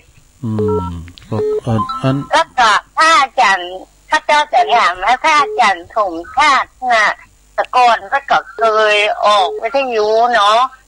แล้วมันหายไปจนไปเดินทุดงแต่ไผ อาจารย์ชนชาติจะเป็นออกวันจอดวันโกนแล้วแม่น่ะเปิ้นไปเดินธุดงค์คืนน่ะจะออกเดินธุดงค์ดอกเนาะเป่าแม่โนนเขาก็ฟังก้าน้องตายเขาแล้วก็แม่บัวคลี่เขาเนาะฟังกันอยู่เนาะฟังกับแม่นวลหรือกับฟังก็โทรแบบจ้างเขาทำมาที่แต่โทรหนึ่งก็นอดเห็นโทรแบบตีตัวลุงพระเจ้าเป็นแทนเจ้าแม่เลี้ยวเป็นตัวแทนกะเนอะแม่เลี้ยวเป็นตัวแทนตึงหมูอะหมอคงป้าหมู11นะเจ้าเขาฟังกับแม่ซูก็นอกก่อนก็อื่นก็ขอฟังก็โทรแบบตีพระเจ้าเนี่ยเต้งเอาคงเป้านี่เด้อการแม่แผลเจ้าเด้อสาธุสาธุโอ้คงเป้านี่กว่างกำแล้วแหละโทษขอบคุณแม่เลี้ยวเนอะเจริญปอนจากนมัสการโอ้หลวงพ่อมานิดมาแล้วสายบุญมาตัดกดปุ๊บกิ๊กปั๊บเลยอ่ะตะกี้ก็โทรหาแม่สีทอนปุงดอนอะไรโทรวันนี้แม่สีทอนจะต้องหับสายจนขี้ค้านทำกระดังนี่เลยเนาะแต่ลุงก็บอกเบอร์นั่นก็บอกเบอร์ไม่สายพินก่ะไม่สายพินเนาะไม่สายพินปุงดอนโทรฮะเปิ้นเดิมเจ้าแต่เปิ้นหับสายกูเตือนเอาบ่ได้โทรพร้อมเจ้าโทรเปิ้นหับสายเปิ้นฟังบอกจำหมดไว้หมดแล้วจำเน้นละดีกันไม่สายพินปุงดอนนี่นะก็วันอยู่กะอันนี้พยักไล่ลำปางหรอพยักไล่ลำปางโอ้จังซอยนี่ตรงนี้ลูกจริงเหนือเสือใจพยักไล่พระธาตุดอยสุเกตทางนิพนธ์ที่ไหนเนาะแม่น่ะอาจารย์นิพนธ์พยักไล่สำนักสงฆ์หอมบุญนะลูกนั่นแหละตาลิโยปริญญาตาลิโยนี่แน่นอนกะ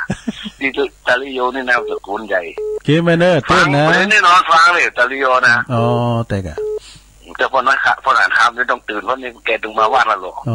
พอนั้นข้ามนะพอนั้นข้ามที่เขียนก้อนเขียนหน้าเขียนต้องข้ามบดีคุดตุนยามหนาวอยู่คุดยามหนาวไหนมันเลิกพวงกันเนอะพอนั้นข้ามแต่แสงล่าพวงมาลาประกอบมาฝากไว้ด้วยนะจะตกตุ๊กไปฝากไว้จะนี่ฝากอีเมลทั้งวันเดียวถึงละวันนี้วันศีลเนาะการกินการทานก็คงบ่ขาดแคลนตัวใดก็แล้วอย่างนะพอดีอยู่ครับพอดีอยู่ก็มีอยู่เนาะพอดีอยู่เขามันก็แม่ก็เศร้าไปแม่เนี่ยเดิมแต่สมพรดวงชัยยาเนี่ยนะแบบสุวรรณเนี่ยได้ลุงหอยไปจานบอกแม่น่าเห็นเขาคนกันอยู่ไปจนเลยเนาะท่านแม่เขาไปก็หลายคนอินดูคนเท่าอีเนาะยังผมไปถึงวัดเป็นไอ้โควิดวัดมันตึงหนีวัดไอ้เนาะอันกลัวเนี่ยเขาถึงวัดมันหนาวร้อนอย่างนี้นะวันหน้าวัดจ่าก่อนวัดไปหาท่านพระครูก็คือวัดดุลุงยองท่านพระครูขอบคุณเด้อวัดหนองเฮียงวัดอันนั้นวัดประธานมดอ่ะถึงวัดฤาษีนะท่านพระครูวัดหนองเฮียงครับเวลาบนออกอากาศบนบอกเบอร์ไว้แล้วอ่ะถ้าถามมาบอกอันนั้นพระครูอยู่มาบอกเบอร์ไว้ไหนดุลุงนี่เนี่ยบอกโอ้เพื่อก็ฟังแล้วเนี่ยแล้วก็บอกคำเดียวก็มันก็เคยบอกอันเป็นอย่างนี้เนาะก็โทรไปหาท่านหลายเตือนแล้วว่ามันติดแล้วก็เดี๋ยวมันตัดติดแล้วก็เดี๋ยวมันด่าพระครูอย่างนี้นะพระครูว่าทำมันเดี๋ยวไปได้สนทนาออกอากาศแต่กันแล้วกันขอบคุณนะตุลุงครับขอบคุณครับสาธุพี่น้องตามบันทิดังมาสักไล่แม่สุภาลักษ์เขาไอ้ลือโลงเขานี่นะจอมหยุดก็เจริญปอนไว้สาโทษนะบุญเราขวัญกันนั่นเราขวัญมาพอดีเนาะจอมยุทธมาแล้วเปิ้นพ่อนี่กำลังปิดไปนี่ไงกำลังลุงไปเนี่ยจะเปิ้นออกคำจอมยุทธสิ่งเนี่ยต้องจะไปพยักร้ายน้องอับช้างสิ่งเนี่ยก็จะไปเป็นสัตว์จะล้างโลกเหนือฟ้ายังมีฟ้าเหนืออ่อนปวีนายังมีก่อนเนี่ยปลาล่ายังมีปลาจอมเดี๋ยวนี้ก่อนยังมีออนปวีนายมีเรื่องมรณภาพแล้วเนาะได้เบอร์แม่สายพินแล้วก็ได้ละน่าก็โทรไปหาเปิดมองกันจะได้โทรไปหาเปิดไงจะได้เพิ่นมีการมีงานได้เชิญเพิ่นมาจอยมาสอของเนาะน่าก็ได้มาจอยมาสอของโอ้ตอนนี้มีเบอร์โทรได้มันไปมันโทรไปโอ้แต่ว่าก็อยู่สวนพุ่นน่ะป่วยปอวันข้าวมาใส่น้ำลำไยง่อมไว้โทรมาเตะงอกำลังไม้ก็ได้นะครับแต่ถูกจะได้ จะโทรไปหาแม่พีนึงแม่พีชอบจอยกระตุกว่านับว่าเป็นบุญลางนับว่าเป็นบุญเก่าบุญตุเจ้าที่กินห่วมตันห้ามได้ตามบุญรวมใจ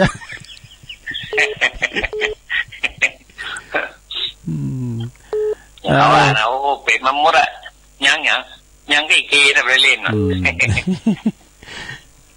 จังซอยจังซอได้มาหมดถึงมันอันนั้นกันเนาะเพื่อนเอาไปว่าน้อยนะทหารเก่าเนาะมีฮันสปาสเปดโอ้ฟังทุลุงนี่เนอะเป็นกำลังใจทุลุงนะขอบคุณเนอะดีเนอะที่ได้เบอร์ไม่สายบินนะน่ากันเนาะหลวงพ่อมาในประทูก็แล้วนะไว้สาเนอะทุลุงเนอะสาธุขอบคุณปีไอใต้โหฮันเนอร์อายุธหรือว่าจอมยุทธ2 แผ่นดินนะปูนประตูป่าปุ้นนะลำจ่างเจริญปอนเจ้ากับภาษาเจ้าทุลุงโอ้ตัวจริงเสียงจริงมาแล้วแม่สายพินจุงสารขอแก้ภาษาครูบาสั่งชอบมาละอยู่ท่าดากองได้ฟังธรรมะตึงมามนมามองฟังตุลุงยองความหูหมักกว้างกันไผ่ได้ฟังคนนั่นตึงยามมิใจบานจื่นเง่าบักกองวางสายโทรหาเศร้าพระอาจารย์เจ้าตนดังกูคำกูเจ้าฟังเป็นประจำมันได้มาได้ฟังมันง่อมแล้วเจ้าให้กำลังใจตุลุงเนอะโอ้ขอบคุณแม่สายพินหลายๆเนอะเจ้าให้กำลังใจทุกคนเนอะขึ้นสีขาวติฟังรายการตุลุงโอ้ดีแล้วเจ้าโอ้บุญฮักตอนคืนมาได้ฟังตั้ง4-5 คืนแล้วเจ้ามันรั่วมันเดียเจ้าตั้งแต่วันเสาร์มาได้ฟังเจ้าโอ้ปีนี้เพื่อก็แก้ไขเพื่ออาจจะปรับปรุงอย่างอาจารย์พระครูวานะเนาะเพิ่มปรับปรุงวิทยุสาธุขอบคุณเนอะเจ้ากลับไปสาวเนอะตุลุงตาตุเจ้าโธ่เปิดมาแต่ละเตอนี่เปิ้นจ่อยซอโดไม่ใส่พินนี่นะเปิ้นก็เป็นพี่น้องเคยญาติกันตะลุงพอเจ้าคณะตำบลบ้านคอด้วยกันเจริญปอนยายพรมาแล้วเบอร์สุดท้ายเลยเบอร์สุดท้ายอ้าวเจริญพรยายพรฟังเจ้าละกะเจ้าดีกะลูกหลานเลยนะตื่นแล้วกะก็ตื่นแล้วกะตุ้มตื่นแต่อู้ใดยังเป็นลูกเจือมันหนาวอยู่เป็นลูกเตอ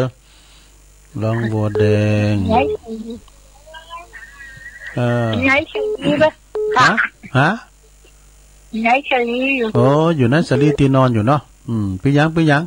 แฮมแรงเพื่อก็เกมคำกรไว้เด้อเกมคำกรไว้แรงเพื่อมันมืดอยู่พอโต6 โมงนี่มันแจงตัวแล้วตุลุงออกรายการแล้วแต่เป็นไรปิดไฟวันนี้วันศีลบึกก็ไปขอคนหนึ่งกับพระเขาหน่อยก็กันเด้อ